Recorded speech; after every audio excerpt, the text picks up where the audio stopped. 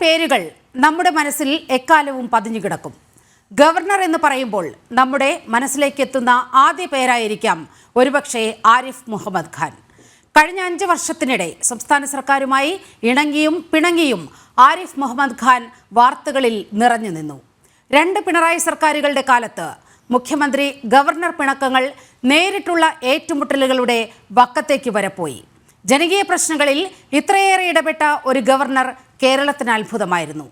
Cliff ഹൗസിലേക്ക് എത്താൻ പറ്റാത്ത നിസ്സഹായർ അഭയസ്ഥാനമായി രാജ്ഭവനെ കാണുന്ന നിരവധി കാഴ്ചകൾക്ക് നാം സാക്ഷിയായിട്ടുണ്ട്. ആരിഫ് മുഹമ്മദ് ഖാൻ കേരളത്തിൽ നിന്ന് മടങ്ങിയിരിക്കുന്നു. കേരളവുമായി ഇനി ആജീവനാന്ത ബന്ധം ഉറപ്പു നൽകിക്കൊണ്ടാണ് അദ്ദേഹത്തിൻ്റെ യാത്ര. അദ്ദേഹത്തിൻ്റെ വാക്കുകൾ ആദ്യം കേൾക്കാം. ഗവർണറുടെ കാലാവധി തീർന്നു, പക്ഷേ ബന്ധം തുടരും. കേരളവുമായി ഇനി ആജീവനാന്ത ബന്ധം ആയിരിക്കും. കേരള ജീവിതത്തിൻ്റെ ഏറ്റവും സുന്ദരമായ ഓർമ്മകളും കൊണ്ട് ആണ് പോകുന്നത്. നിങ്ങളെ എല്ലാം ഞാൻ എന്നും ഓർക്കും. കേരളത്തിലെ എല്ലാവർക്കും നല്ലത് വരട്ടെ. കേരളത്തിലെ എല്ലാവർക്കും നല്ലത് വരട്ടെ എന്ന ആശംസയോടെയാണ് അദ്ദേഹം ബീഹാറിലേക്ക് സ്ഥലം മാറിപ്പോകുന്നത്. സ്ഥാനമൊഴിഞ്ഞ് യാത്ര തിരിച്ച ഗവർണറെ സന്ദർശിക്കാൻ പോലും മുഖ്യമന്ത്രിയോ മറ്റു മന്ത്രിമാരോ തയ്യാറായില്ല എന്നത് ഈ ഘട്ടത്തിൽ എടുത്തു പറയേണ്ട കാര്യമാണ്. മുൻ പ്രധാനമന്ത്രി മൻമോഹൻ സിംഗിന്റെ നിര്യാണത്തെ തുടർന്ന് ദേശീയ ദുഃഖാചരണമുള്ളതിനാൽ യാതൊരു ഔദ്യോഗിക ചടങ്ങുകളും പാടില്ല എന്നതുകൊണ്ട് യാത്രയയപ്പ് ഒഴിവാക്കി എന്നതാണ് സർക്കാരിന്റെ വിശദീകരണം. കേരളം ആരിഫ് മുഹമ്മദ് ഖാനെ മനസ്സിലാക്കിയോ എന്നതാണ് ജനൻ ഡിബേറ്റ് ചർച്ച ചെയ്യുന്നത്. ഈ ചർച്ചയിൽ അതിഥികളായി പങ്കെടുക്കുന്നത് BJP പ്രതിനിധി B Radhakrishna Menon, save university forum പ്രതിനിധി RS ശശികുമാർ, ഇടത് നിരീക്ഷകൻ ശ്രീ റെജി ലൂക്കോസ്, രാഷ്ട്രീയ നിരീക്ഷകൻ ഡോക്ടർ മോഹൻ വർഗീസ്. ആദ്യം ശ്രീ റെജി ലൂക്കോസിലേക്കാണ്. കേരളം ആരിഫ് മുഹമ്മദ് ഖാനെ മനസ്സിലാക്കിയോ എന്നതാണ് നമ്മൾ ഉയർത്തുന്ന പ്രധാനപ്പെട്ട ഒരു ചോദ്യം. നോക്കൂ, അദ്ദേഹം യാത്ര പറഞ്ഞു പോകുമ്പോൾ ഔപചാരികമായി അദ്ദേഹത്തെ ഒന്ന് യാത്രയയപ്പ് നൽകേണ്ടതല്ലേ? യാത്രയയപ്പ് എന്ന് പറയുന്നത് ഒരു ആഘോഷമല്ലല്ലോ, ഒരു ചടങ്ങ്. ഒരു ചടങ്ങിന് പോലും മുഖ്യമന്ത്രിയോ മറ്റ് മന്ത്രിമാരോ അദ്ദേഹത്തെ കാണാൻ ചെന്നില്ല എന്നത് വലിയ വിമർശനമായി ഇപ്പോൾ നമ്മുടെ മുന്നിൽ നിൽക്കുകയാണ്. അങ്ങനെയൊന്ന് പോകേണ്ടിയിരുന്നില്ലേ? കേരളം അദ്ദേഹത്തിന് 100% മനസ്സിലാക്കി എന്നുള്ളതാണ് ആദ്യത്തെ ചോദ്യത്തിനുള്ള മറുപടി. ഇതാണ് കേരളത്തിനെ സംബന്ധിച്ചോളം. കേരളത്തിന്റെ ചരിത്രത്തിൽ ഇന്നുവരെ കേരളത്തിലെ ജനങ്ങളോടും ഇത്രയധികം ദ്രോഹിച്ച ഒരു ഗവർണർ കേരളത്തിന്റെ ചരിത്രത്തിൽ ഉണ്ടായിട്ടില്ല. പല ഗവർണർമാരും കേരളത്തിലെ സർക്കാരിന്റെ പല നടപടികൾക്കെതിരെ പ്രതികരിച്ചിട്ടുണ്ട്. അവര് ശക്തമായിട്ടുള്ള വിയോജിപ്പൊക്കെ രേഖപ്പെടുത്തിയിട്ടുണ്ട്. പക്ഷെ ആരിഫ് മുഹമ്മദ് ഖാൻ വ്യത്യസ്തമാണ്. കാരണം അദ്ദേഹം ഇറങ്ങിയത് തന്നെ ഒരു അജണ്ടയായിട്ടാണ്. അതായത് യജമാന പ്രീതിക്ക് വേണ്ടിയിട്ട് അദ്ദേഹം കേരളത്തിലെ വികസന പ്രവർത്തനങ്ങളിലെയും സകല കാര്യങ്ങളെ എതിർത്തൊരു കുപ്രശസ്തി നേടിയിട്ടുണ്ട് ഗവർണറാണ്. അദ്ദേഹം ഭരണഘടനയെ പോലും ലംഘിക്കാൻ തയ്യാറായിക്കൊണ്ട് പരസ്യമായിട്ട് അദ്ദേഹം പ്രസ്താവന നടത്തി. താൻ നയപ്രഖ്യാപന പ്രസംഗം നടത്തില്ലെന്ന് പറഞ്ഞു. ഭരണഘടനാപരമായിട്ടുള്ള ഉത്തരവാദിത്വമാണ് തെരഞ്ഞെടുക്കപ്പെട്ട ഒരു ഗവൺമെന്റിന്റെ ഭരണത്തലവൻ, സാങ്കേതികമായിട്ട് ഭരണത്തലവന് അദ്ദേഹം നിയമസഭയിൽ ഈ നയപ്രഖ്യാപനം നടത്തുന്നുള്ളത്. അദ്ദേഹം നടത്തില്ല എന്ന് പറഞ്ഞു. ദേശീയ മാധ്യമങ്ങളൊക്കെ വാർത്തയായി. രാഷ്ട്രപതി പിരിച്ചുവിടുന്നുള്ള ഉറപ്പായപ്പോൾ അത് പിരിച്ചുവിട്ടേ പറ്റും, അല്ലെങ്കിൽ സുപ്രീം കോടതി അതിനെ പിരിച്ചുവിട്ടാനെ അദ്ദേഹം നയപ്രഖ്യാപനത്തിന് വന്നു. അങ്ങനെ ഒരു പക്വതയില്ലാത്ത അവക്കവതിയായിട്ടുള്ള ഒരു ഗവർണറെയാണ് കേരളം കഴിഞ്ഞ 5 വർഷം ഭരിച്ചത്. അദ്ദേഹത്തിനെ സംബന്ധിച്ചോളം അദ്ദേഹത്തിനൊരു യാത്രയപ്പ്, ഔദ്യോഗികമായ യാത്രയപ്പ് നടത്താൻ പറ്റത്തില്ല. മൻമോഹൻ സിംഗിന്റെ മരണത്തോടനുബന്ധിച്ച് ദേശീയ തലത്തിൽ ദുഃഖാചരണം നടക്കും. ആ ഔദ്യോഗിക യാത്രയപ്പ് നടത്താൻ പറ്റുന്നില്ല. എങ്കിലും ചീഫ് സെക്രട്ടറിയും DGP അദ്ദേഹത്തിന് 2 തവണ പോയി കണ്ട് ഇന്നും അദ്ദേഹം യാത്രയപ്പ് നൽകിയിട്ടാണ് ഔദ്യോഗികമായിട്ടുള്ള യാത്രയപ്പ് അങ്ങനെ ലഭിച്ചു കഴിഞ്ഞു. അത് പ്രോട്ടോകോൾ പ്രകാരമുള്ള യാത്രയപ്പ്. കേരളത്തിനെ സംബന്ധിച്ചോളം കേരളത്തിൽ ഇനിയിപ്പം അനുശോചനം അർത്ഥം ദേശീയ ദുഃഖാചരണം നടത്താത്തൊരു സാഹചര്യത്തിലാണെങ്കിൽ പോലും ഈ ഗവർണർ ആരിഫ് മുഹമ്മദ് ഖാനെ യാത്രയപ്പ് ഔദ്യോഗികമായിട്ട് മുഖ്യമന്ത്രി പരിവാരങ്ങളിൽ പോയി നടത്താൻ പാടില്ല എന്ന് കേരളത്തിലെ ജനങ്ങളുടെ വികാര. അദ്ദേഹം ചെയ്ത പ്രവർത്തികൾ ഒന്നൊന്നായിട്ട് എണ്ണി പറയാം. അദ്ദേഹം നിയമസഭ മന്ത്രിസഭ പാസ്സാക്കുന്ന ബില്ലുകൾ അത് ഒപ്പിടാനായിട്ട് ബാധ്യസ്ഥനാണ് ഒരു ഗവർണറെ സംബന്ധിച്ചിടത്തോളം. അവര് കേന്ദ്ര സർക്കാരിന്റെ രാഷ്ട്രപതിയുടെ ഉദ്യോഗസ്ഥനാണ് ഈ ഗവർണർ എന്ന് പറയുന്നത്. പണിയെ തുരുമ്പിച്ചൊരു പദവിയാണെങ്കിൽ പോലും അതിനെ നമ്മൾ മാനിക്കണം. കാരണം ഔദ്യോഗികപരമായിട്ട് അങ്ങനെ ഒരു പദവി ഭരണഘടനാപരമായിട്ട് ഇന്ത്യയിൽ ഉള്ളതിന്റെ പേരിൽ മാത്രം അത് നിർത്തുകളുടെ കാലം പലത് കഴിഞ്ഞു.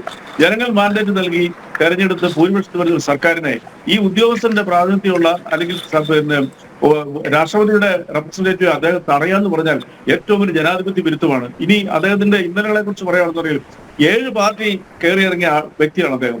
പണ്ട് രാജീവ് ഗാന്ധി മന്ത്രിസഭയിൽ വെച്ച്, അത് ശബാന കേസുമായിട്ട് ബന്ധപ്പെട്ടാണ് എന്റെ ഓർമ്മ, അദ്ദേഹം കരകച്ച് രാജിവെച്ചപ്പോൾ ഇന്ത്യയിൽ മുഴുവൻ പ്രകീർത്തിച്ചു അദ്ദേഹം നിലപാടുള്ള ആളാണെന്നുള്ളത്. പക്ഷെ പിന്നീട് അദ്ദേഹം കാട്ടിക്കൂട്ടിയ രാഷ്ട്രീയത്തിൽ എന്തെങ്കിലും ആയിത്തീരാനായിട്ട് എവിടെയെല്ലാം അദ്ദേഹം കയറി ഇറങ്ങി.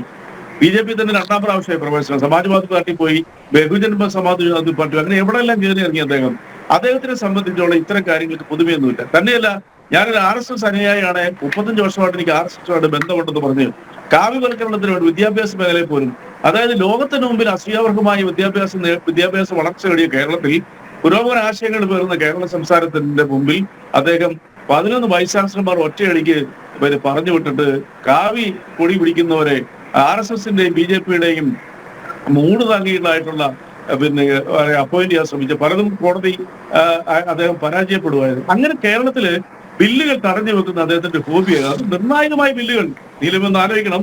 നിർണായകമായ കേരള സംസ്ഥാനത്തിന്റെ പുരോഗതിക്കും കേരളത്തിന്റെ വികസനത്തിനും അടിയന്തര പ്രാധാന്യമുള്ള പല ബില്ലുകളും 2 വർഷം വരെ അദ്ദേഹം തടഞ്ഞു വെച്ചു. അദ്ദേഹം ആ ബില്ലുകൾ മടക്കിയിരുന്നെങ്കിൽ വീണ്ടും മന്ത്രിസഭ അത് അദ്ദേഹത്തിന് സമർപ്പിച്ച് അദ്ദേഹം ഒപ്പിട്ടേ പറ്റൂ. ഒപ്പിടാതിരിക്കാൻ അദ്ദേഹം പറ്റുന്നില്ല. കാരണം ഇന്ത്യയുടെ ഭരണഘടന അത് വിഭാഗം ചെയ്യുന്നുള്ളൂ. അതുകൊണ്ടെന്ന് വേണ്ടി അദ്ദേഹം ഇത് തടഞ്ഞു വെച്ചു. അവസാനം സുപ്രീം കോടതി ഇപ്പോൾ ഒരു ഗതികേട് വന്നു ഈ സംസ്ഥാനത്തിനുണ്ട്. ആരെങ്കിലും ജനാധിപത്യത്തിൽ തെരഞ്ഞെടുക്കപ്പെട്ട ഒരു സർക്കാരിന്, ഒരു ഗവർണറുടെ എന്താ പറയാ, ഈ പക്വതയില്ലാത്ത നിലപാടുകൊണ്ട് അല്ലെങ്കിൽ അപക്വമായ ജനാധിപത്യ വിരുദ്ധമായ നിലപാടുകൊണ്ട് സുപ്രീം കോടതി ഇപ്പോൾ വന്നപ്പോൾ മാത്രമാണ് അദ്ദേഹം 5 ബില്ല് ഒപ്പിട്ടുകൊടുത്തു. ബാക്കി അദ്ദേഹം രാഷ്ട്രപതിക്ക് വിട്ടത് അതിന് രാഷ്ട്രപതിയുടെ കാരുണ്യത്തിൽ കാത്തിരിക്കുകയാണ്.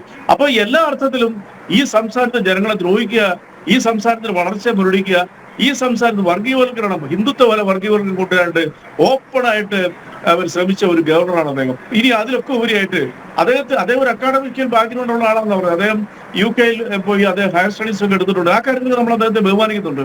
പക്ഷെ അദ്ദേഹം ചെയ്ത പ്രവൃത്തി എന്താ? അദ്ദേഹം കണ്ണൂർ സർവകലാശാലയിലെ വൈസ് ചാൻസലർ അദ്ദേഹം ക്രിമിനൽ എന്ന് വിളിച്ചു. ആരെങ്കിലും രാജ്യം മുഴുവനും ലോകം മുഴുവനും അറിയപ്പെടുന്ന ഒരു ഹിസ്റ്റോറിയനാണ്, ഒരു ചരിത്രകാരനായിട്ടുള്ള കണ്ണൂർ VC അദ്ദേഹം ക്രിമിനൽ എന്ന് വിളിച്ചു.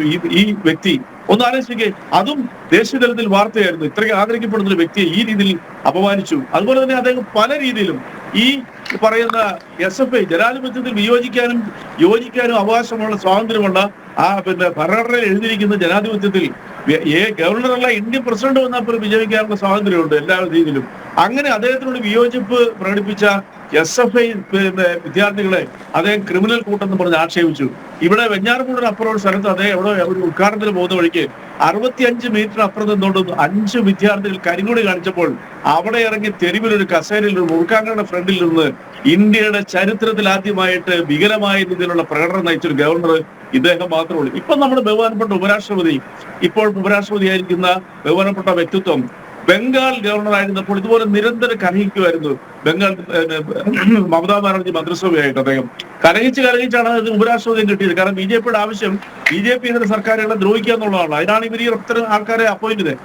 പക്ഷെ അദ്ദേഹം പോലും ഈ പറയുന്ന രീതിയിലുള്ള ഓപ്പൺ എയറിൽ ഇതുപോലത്തെ പരിഗണനകളൊന്നും കാണിച്ചിട്ടില്ല. അദ്ദേഹം പരസ്യമായി കലഹിച്ചു, പല ബില്ലുകളും പിടിച്ചു വെച്ചു. അത് ഇപ്പോഴത്തെ ഗവർണറും അത് ആവർത്തിക്കുന്നുണ്ട്, അവിടുത്തെ മലയാളിയാണെങ്കിൽ പോലും. പക്ഷെ അവരാരും ഇതുപോലത്തെ തെരുവിൽ പ്രകടനം നയിച്ചിട്ടില്ല. അതുപോലെ കോഴിക്കോട് SM സ്ട്രീറ്റിൽ മിഠായി അങ്ങ് ഈ കഴിഞ്ഞ 5 കൊല്ലമായി ഗവർണർക്കെതിരെ പറയുന്ന വാദഗതികൾ ഇടതുപക്ഷം ഉയർത്തുന്നത്, പ്രത്യേകിച്ച് CPM-ഉം SFI-യും ഉയർത്തുന്ന വാദങ്ങൾ അതേപടി പറയുകയാണ് താങ്കൾ ചെയ്യുന്നത്. ഒന്ന് ഓർത്തു നോക്കൂ. പക്ഷേ എപ്പോൾ മുതലാണ് ഗവർണറും മുഖ്യമന്ത്രിയും ഗവർണറും സർക്കാരും തമ്മിൽ ഒരു കലഹം തുടങ്ങിയത് എന്നുള്ളതിൻ്റെ യഥാർത്ഥ വസ്തുതകളിലേക്ക് കൂടി നമുക്ക് പോകേണ്ടതില്ലേ? CAA-യുമായി ബന്ധപ്പെട്ട് കണ്ണൂർ യൂണിവേഴ്സിറ്റിയിൽ അദ്ദേഹം അഭിപ്രായ പ്രകടനം നടത്തിയതിന് അദ്ദേഹത്തെ ആക്രമിക്കാൻ ശ്രമിച്ചപ്പോൾ മുതലാണ് ഗവർണറും സർക്കാരും തമ്മിലുള്ള പോര് തുടങ്ങുന്നത്. ഒരു വിധത്തിൽ ഒരു ഭരണഘടനാ സ്ഥാപനത്തെ ആക്രമിക്കാൻ കൂട്ടുനിന്ന ഉദ്യോഗസ്ഥർക്ക് പൂർണ്ണ സംരക്ഷണം ഒരുക്കുന്ന സർക്കാർ നിലപാട്, അവിടെ നിന്നാണ് ഗവർണർ ആരിഫ് മുഹമ്മദ് ഖാനും പിണറായി വിജയനും തമ്മിലുള്ള പോര് തുടങ്ങുന്നത്. അത് സത്യമല്ലേ? പച്ചക്കള്ള ഇപ്പൊ നീലി പറഞ്ഞത്. അതായത് ആദ്യത്തെ ചോദ്യത്തിന് ആദ്യം മറുപടി പറയാം. അദ്ദേഹത്തിൽ നിങ്ങൾ ആദ്യം പറഞ്ഞ എന്താ, CPM-ഉം SFIയും പറയുന്നത് ഞാൻ ആവർത്തിക്കുകയാണെന്നാ. കേരളത്തിന്റെ പ്രതിപക്ഷ നേതാവ്, കേരളത്തിന്റെ KPCC പ്രസിഡന്റ് ഉൾപ്പെടെയുള്ള കോൺഗ്രസിന്റെ നേതാക്കന്മാർ പോലും പലപ്പോഴും ഇദ്ദേഹത്തിന്റെ പ്രവൃത്തി സംസ്ഥാന വിരുദ്ധമാണെന്ന് പറഞ്ഞിട്ടുണ്ട്. പലപ്പോഴും അവർ സപ്പോർട്ട് ചെയ്തിട്ടുണ്ട്. ഈ പക്ഷേ CPM ഇതുവരെ പറയുന്നത് ഗവർണറും പ്രതിപക്ഷവും ചേർന്ന് ഈ സംസ്ഥാനത്ത് ഭരണ അസ്ഥിരത ഉണ്ടാക്കാൻ ശ്രമിക്കുന്നു എന്നതാണ്. അതിലേക്കാണ് ഞാൻ വരുന്നത്, ഇടയ്ക്ക് കയറാതെ. അതായത് കാവ്യവൽക്കരണത്തിന് വേണ്ടിയിട്ടും ഈ ഗവർണറെ പലതവണ പിന്തുണച്ചിട്ടുള്ള പ്രതിപക്ഷത്തിന് സംസ്ഥാന സർക്കാർ ജനങ്ങളെ ദ്രോഹിക്കുന്ന പല കാര്യങ്ങളിലും അവരുടെ നിലപാട് മാറ്റേണ്ട വന്നിട്ടുണ്ട്. കാരണം അല്ലെങ്കിൽ അവർ ജനവിരുദ്ധരായി മാറും. കേരളത്തിൽ കാവ്യവൽക്കരണത്തിനൊക്കെ പലതവണ ഈ ഗവർണറെ സകല പിന്തുണയും കൊടുത്താണ്, പ്രത്യേകിച്ച് പ്രതിപക്ഷ നേതാവ്. അതുകൊണ്ട് നിങ്ങൾ ആലോചിക്കുന്നത് ഈ കണ്ണൂർ ഇപ്പൊ പറഞ്ഞത് പച്ച നുണയാ. അതായത് അദ്ദേഹം അവിടെ കണ്ണൂർ സർവകലാശാലയോട് ബന്ധപ്പെട്ട ഒരു പരിപാടിയിൽ പങ്കെടുത്ത് പ്രസംഗിക്കുമ്പോൾ അദ്ദേഹത്തിന് പറഞ്ഞതിനെ വിയോജിച്ചുകൊണ്ട് ഒരാൾ എണീറ്റ് എന്ന് അഭിപ്രായം പറഞ്ഞതുള്ളൂ. അദ്ദേഹത്തിന് ആര് ഉപദ്രവിക്കാൻ നിങ്ങൾ പറഞ്ഞത്? ഒരു ഗവർണറെ അങ്ങനെ ഉപദ്രവിക്കാൻ പറ്റും പരസ്യമായിട്ട്? അങ്ങനെ ഒരു സംസ്കാരമാണ് കേരളത്തിൽ. അത് കേരളത്തിലെ പൊതുബോധത്തിനെ നിങ്ങൾ വെല്ലുവിളിക്കുന്നില്ല. അങ്ങനെ എണീറ്റ് എന്ന് അദ്ദേഹത്തിന്റെ പ്രതിഷേധം രേഖപ്പെടുത്തി അതിനുള്ള അവകാശം ആർക്കും കൊണ്ട് ആ സ്വാതന്ത്ര്യം അനുഭവിക്കുന്ന ഭരണഘടനാപരമുള്ള ഒരു ജനാധിപത്യത്തിൽ ഇന്ത്യ ജീവിക്കുന്നത്, ഇന്ത്യയിലെ ജനാധിപത്യം എന്ന് പറയുന്നത് പൂർത്തിയിരിക്കട്ടെ. ഞാനും താങ്കളും അവിടെ സാക്ഷിയല്ല. പക്ഷേ ഗവർണർ വളരെ കൃത്യമായി സർക്കാരിനെ ഇക്കാര്യത്തിൽ രേഖാമൂലം പരാതി നൽകിയിരുന്നു. അത് സർക്കാർ എങ്ങനെയാണ് പരിഗണിച്ചത്? അല്ല, ഗവർണർ നുണപ്പരാതി നൽകിയിട്ടുണ്ട്. എങ്ങനെയാണ് പരിഗണിക്കുന്നത്? ഞാനും നിങ്ങളും ഉൾപ്പെടെയുള്ള സമൂഹം വിഷ്വൽ മീഡിയയുടെ കാലത്താണ് ഇപ്പൊ ജീവിക്കുന്നത്. നിങ്ങളുടെ ഈ ചാനൽ പോലും തത്സമയം ജനങ്ങൾ കണ്ടുകൊണ്ടിരിക്കുക. തത്സമയം ലൈവായിട്ട് എടുത്തിട്ട് പ്രോഗ്രാമാണ് ആ പ്രോഗ്രാം. അതിനകത്താണ് ഇപ്പൊ ഞാൻ ഈ പറഞ്ഞ സംഭവം സംഭവിച്ചിരിക്കുന്നത്. എന്നെ ഉപദ്രവിക്കാൻ വന്നു, ക്രിമിനൽ എന്നൊക്കെ വിളിച്ച് പശ്ചാത്തലത്തിൽ പഠിച്ചു അദ്ദേഹം അവിടെ എഴുന്നേറ്റ് കാണിച്ച കാര്യങ്ങൾ ഇതെല്ലാവരും കണ്ടുകൊണ്ടിരിക്കുന്നത്. നിങ്ങളെ പോലുള്ളവരെ പിന്തുണയ്ക്കുന്നതുകൊണ്ടാണ് അദ്ദേഹം ഈ രീതിയിൽ കേരളത്തിനെ ആക്രമിക്കാൻ ശ്രമിച്ചത്. കേരളത്തിന്റെ വികസനത്തിന് ഇത്രയും ദ്രോഹിച്ചൊരു മനുഷ്യൻ കേരളത്തിലില്ല. ഇവിടെ ബഹുമാനപ്പെട്ട അതിഥികളൊക്കെ ഉണ്ടല്ലോ, അവരെ പ്രവേശിച്ച് ഞാൻ പറഞ്ഞ എതിർക്കുമായിരിക്കും രാഷ്ട്രീയ വിരോധം. ഞാൻ അങ്ങയിലേക്ക് വരാം. നമ്മൾ ആദ്യം തുടങ്ങിയത് ഒരു സത്യപ്രതിജ്ഞ ചൊല്ലിക്കൊടുക്കുന്ന ഒരു ഗവർണർ സ്ഥലം മാറി പോകുകയോ അല്ലെങ്കിൽ മറ്റൊരു കാലാവധി പൂർത്തിയാക്കി മടങ്ങുകയോ ചെയ്യുമ്പോൾ നാം പുലർത്തേണ്ട ഒരു ജനാധിപത്യ മര്യാദയുണ്ട്. ഔദ്യോഗിക ദുഃഖാചരണം പ്രഖ്യാപിക്കപ്പെട്ട വേളയിലാണെങ്കിൽ പോലും അതൊരു ആഘോഷമല്ലല്ലോ, അതൊരു ചടങ്ങ് മാത്രമാണ്. കേരളത്തിൻ്റെ മുഖ്യമന്ത്രിക്കോ മന്ത്രിമാർക്കോ ആർക്കെങ്കിലും അദ്ദേഹത്തെ വിമാനത്താവളത്തിൽ ചെന്നൊന്ന് യാത്രയയക്കാമായിരുന്നല്ലോ. അത് ചെയ്തില്ല. അത് കേരളത്തെ സംബന്ധിച്ച്, മൊത്തം കേരളീയരെ സംബന്ധിച്ച് ഈ ഇന്ത്യ മഹാരാജ്യത്ത് ഭാരതത്തിൽ എങ്ങനെയാണ് കേരളത്തെ കാണുന്നത്, കേരളീയരെ കാണുന്നത്? നമ്മൾ അതിഥി ദേവോ ഭവ എന്ന് നാഴികയ്ക്ക് 40 വട്ടം പറയുന്നവരാണ് ശ്രീ റെജി ലൂക്കോസ്. അല്ല, തീർച്ചയായിട്ടും അതിൽ ഒരു സംശയമില്ല. കാര്യത്തിൽ കേരളത്തില് സാങ്കേതികപരമായിട്ട് ഇന്ത്യ ഗവൺമെന്റ് അനുശോചനം പിന്നെ മുൻ പ്രധാനമന്ത്രിയോടുള്ള ആദരസൂചകമായി 2 ദിവസത്തെ ദുഃഖാചരണം പ്രഖ്യാപിച്ചപ്പോൾ ഇത് പാടില്ല എന്നുള്ള സാമാന്യ നിങ്ങൾക്ക് അറിയത്തില്ല. ഇനി അല്ലെങ്കിൽ പോലും അദ്ദേഹത്തിന് ഒരു ഔദ്യോഗികമായിട്ട് കേരളത്തിന് ഔദ്യോഗിക യാത്ര ഇപ്പൊ അദ്ദേഹത്തിന് നൽകി. എയർപോർട്ട് വരെ ചീഫ് സെക്രട്ടറിയും DGP അനുഗമിച്ചു. ഞാൻ പറയുന്നത് അല്ലെങ്കിൽ പോലും കേരളയുടെ പൊതുവികാരമാണ് ഈ ആരിഫ് മുഹമ്മദ് ഖാൻ ഒരു യാത്ര. കേരളത്തെ ദ്രോഹിച്ച ഒരാൾക്ക് ഔദ്യോഗികമായ രീതിയിൽ മുഖ്യമന്ത്രിയും മന്ത്രിമാരും പോയി എയർപോർട്ടിൽ പോയി അദ്ദേഹത്തിന് അയക്കണം എന്ന് പറഞ്ഞാൽ അത് അഭിമാനബോധമുള്ള മലയാളിക്ക്. ഡോക്ടർ മോഹൻ വർഗീസ്, നമുക്ക് ഭരണഘടനാപരമായ ഒരു സംസ്കാരമുണ്ട്. സത്യപ്രതിജ്ഞ ചൊല്ലിക്കൊടുത്തുന്ന ഒരു ഗവർണർ അദ്ദേഹം സംസ്ഥാനം വിട്ടുപോകുന്ന ഒരു ഘട്ടത്തിൽ അദ്ദേഹത്തെ കണ്ട് നല്ല വാക്ക് പറയുക, അങ്ങനെയാണല്ലോ ഗവർണർ പറഞ്ഞിട്ട് പോയത്. അല്ലാതെ ഗവർണർ സർക്കാരിൻ്റെ പ്രതിനിധികൾ ആരും ചെല്ലാത്തതിനാൽ, മുഖ്യമന്ത്രിയോ മന്ത്രിമാരോ ചെല്ലാത്തതിനാൽ യാതൊരു അമർഷവും അദ്ദേഹം പ്രകടിപ്പിച്ചില്ല. നേരത്തെ പല ഘട്ടങ്ങളിലും വളരെ കൃത്യമായി ഇടപെടലുകൾ, പ്രതികരണങ്ങൾ നടത്തിയിട്ടുള്ള ഗവർണർ പക്ഷേ വളരെ മാന്യമായാണ് അദ്ദേഹം നല്ല വാക്കുകൾ കേരളത്തിന് മുൻപാകെ പറഞ്ഞിട്ട് ഇറങ്ങിപ്പോയത്. ഇതിൽ എന്തുകൊണ്ടാണ് ഒരു ഡിഫൻസ് ആണോ സർക്കാരിൻ്റെ ഭാഗത്തു നിന്ന് ഇക്കാര്യത്തിൽ ഉണ്ടായത്? നീലിമ, ഗവർണർ സ്ഥാനമെന്ന് പറയുന്നത് ഭരണഘടനാപരമായ ഒരു പദവിയാണ്. ആർട്ടിക്കിൾ 183, 54 അനുസരിച്ച് കാണുന്ന ഒരു പദവി. ആ പദവി പലപ്പോഴും നമ്മുടെ ഫെഡറൽ സംവിധാനത്തിന് കരുത്തു പകരാനാണ്. അങ്ങനെ ഒരു കേന്ദ്രവും സംസ്ഥാനവും തമ്മിലുള്ള ഇടപാടുകൾക്ക് അല്ലെങ്കിൽ ആ പാരസ്പര്യത്തിന് ഇടനിലക്കാരൻ എന്ന നിലയിൽ agent of the centre in the state, ആ രീതിയിലാണ് ഗവർണറെ ഔപചാരികമായി കാണേണ്ടത്. ഇവിടെ സംഭവിക്കുന്നത് ഗവർണർ എന്ന സ്ഥാപനത്തെ മറന്നുകൊണ്ട് ഗവർണർ എന്ന വ്യക്തിയിലേക്ക് ശ്രദ്ധ തിരിയുകയാണ്. അത് ഗവർണറിൻ്റെ ഭാഗത്തു നിന്നാണെങ്കിലും ശരി, ഗവർണറെ വിമർശിക്കുന്നവരുടെ ഭാഗത്തു നിന്നാണെങ്കിലും ശരി, ഭരണകൂടത്തിൻ്റെ ഭാഗത്തു നിന്നാണെങ്കിലും ശരി, ആരിഫ് മുഹമ്മദ് ഖാൻ എന്ന വ്യക്തിയിലേക്ക് എല്ലാ ശ്രദ്ധയും തിരിയുന്നു. മാധ്യമ കണ്ണുകൾ അദ്ദേഹത്തിൻ്റെ പിന്നാലെ പായുന്നു. ഡോക്ടർ മോഹൻ വർഗീസ്, നമ്മൾ പറഞ്ഞു നിർത്തിയത് ഒരു ഭരണഘടനാപരമായ ഒരു സൗന്ദര്യമുണ്ടായിരുന്നു.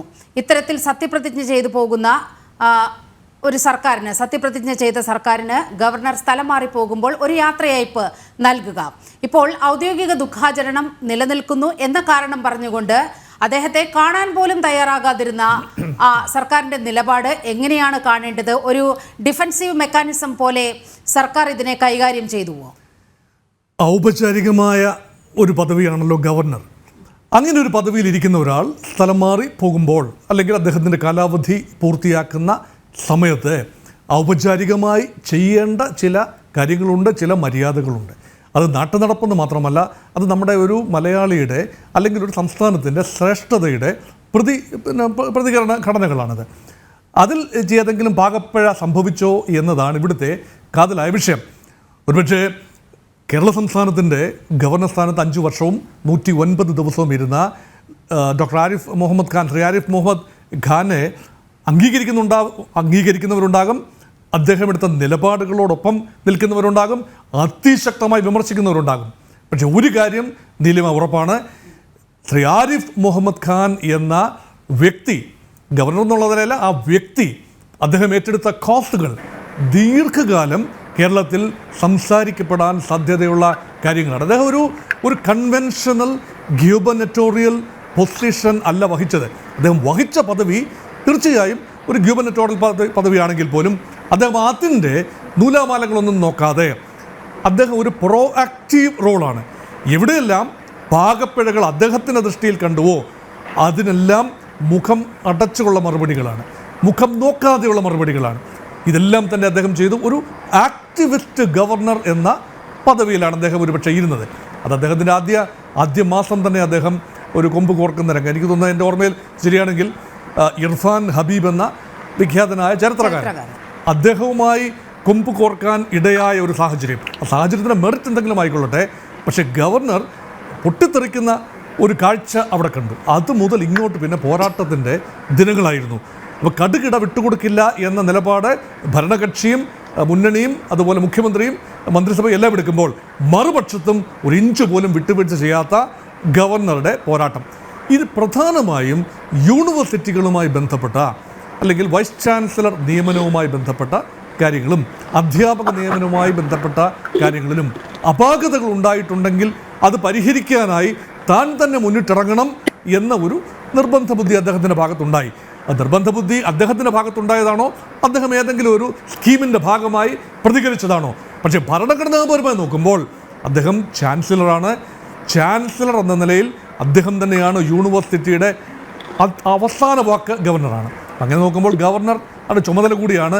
ക്രമമായി ഭരണഘടനാപരമായി നിയമപരമായി യൂണിവേഴ്സിറ്റിയുടെ നിയമനങ്ങളും മറ്റു കാര്യങ്ങളും നടക്കുന്നുണ്ടോ എന്ന് പരിശോധിക്കാനും അതിൽ അപാകത കണ്ടെത്തി എങ്കിൽ അതിനുള്ള പരിഹാര നടപടികൾ എടുക്കാനും അദ്ദേഹത്തിന് ചുമതലയുണ്ട്. പക്ഷേ ആ ചുമതല മാധ്യമങ്ങളുടെ മുന്നിൽ വന്ന് ഉറക്കെ പറയുമ്പോഴാണ് അത് വലിയ തോതിൽ ഗവർണർ പദവി ഏത് രൂപത്തിലാണ് വിനിയോഗിക്കപ്പെടുന്നത് എന്ന് വിമർശനങ്ങൾ ഉയരുന്നത്.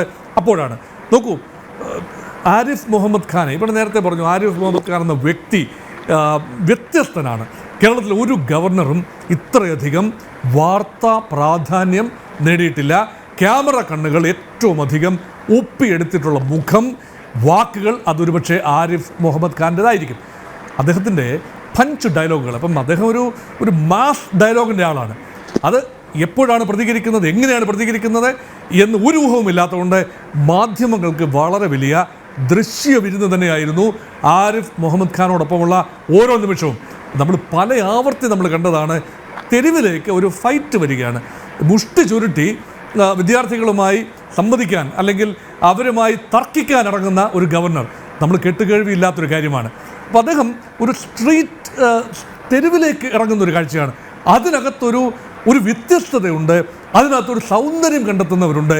ഒരു ഘടനകളെ നിലയ്ക്ക് നിർത്താൻ, ഘടനകൾ വയലൻ്റ് ആണെങ്കിൽ അതിനെ നിലയ്ക്ക് നിർത്താൻ കഠിനമായി ശ്രമിക്കുന്ന ഒരു ഗവർണറെ ചിലർ കണ്ടു, അത് വാസ്തവമാണ്. അതുകൊണ്ട് അദ്ദേഹത്തിൻ്റെ പോപ്പുലാരിറ്റി ലെവൽ വളരെ ഹൈ ആയിരുന്നു എന്ന് വേണമെങ്കിൽ പറയാം. അത് മാത്രമല്ല, അദ്ദേഹം ഉയർത്തിയ വിഷയങ്ങൾക്ക് അർത്ഥമുണ്ട്, കാതലുണ്ട്, അതിൽ സാങ്കത്യമുണ്ട് എന്ന് ഒരു വലിയ വിഭാഗം ജനങ്ങൾ കേരളത്തിൽ വിശ്വസിച്ചത് കൊണ്ട് കൂടിയാണ് പലപ്പോഴും അദ്ദേഹം ഒരു പ്രതിപക്ഷ നേതാവിൻ്റെ റോളാണോ വഹിക്കുന്നത് എന്ന് പോലും ഒരുപക്ഷെ കോൺഗ്രസ് പാർട്ടിക്ക് വലിയ ബുദ്ധിമുട്ടായിരുന്നു. കാരണം കോൺഗ്രസ് പാർട്ടി ഏറ്റെടുക്കേണ്ട പല ഫൈറ്റുകളും ഗവർണറാണ് ഏറ്റെടുത്തത് എന്നൊരു പരിഭവം തന്നെ ഉണ്ടായിരുന്നു. അതുകൊണ്ട് കഴിച്ചിട്ടിറക്കാനും വയ്യ, മധുരിച്ചിട്ട് തുപ്പാനും വയ്യ എന്ന അവസ്ഥയിൽ പലപ്പോഴും കേരളത്തിലെ മുഖ്യ പ്രതിപക്ഷത്തിന് പലപ്പോഴും അങ്ങനെ നിലപാടെടുക്കേണ്ടി വന്നതും ഓർമ്മയിൽ നിൽക്കുന്ന കാര്യമാണ്. ഒരു കാര്യം കൂടെ പറഞ്ഞുകൊണ്ട് അവസാനിപ്പിച്ചോളാം.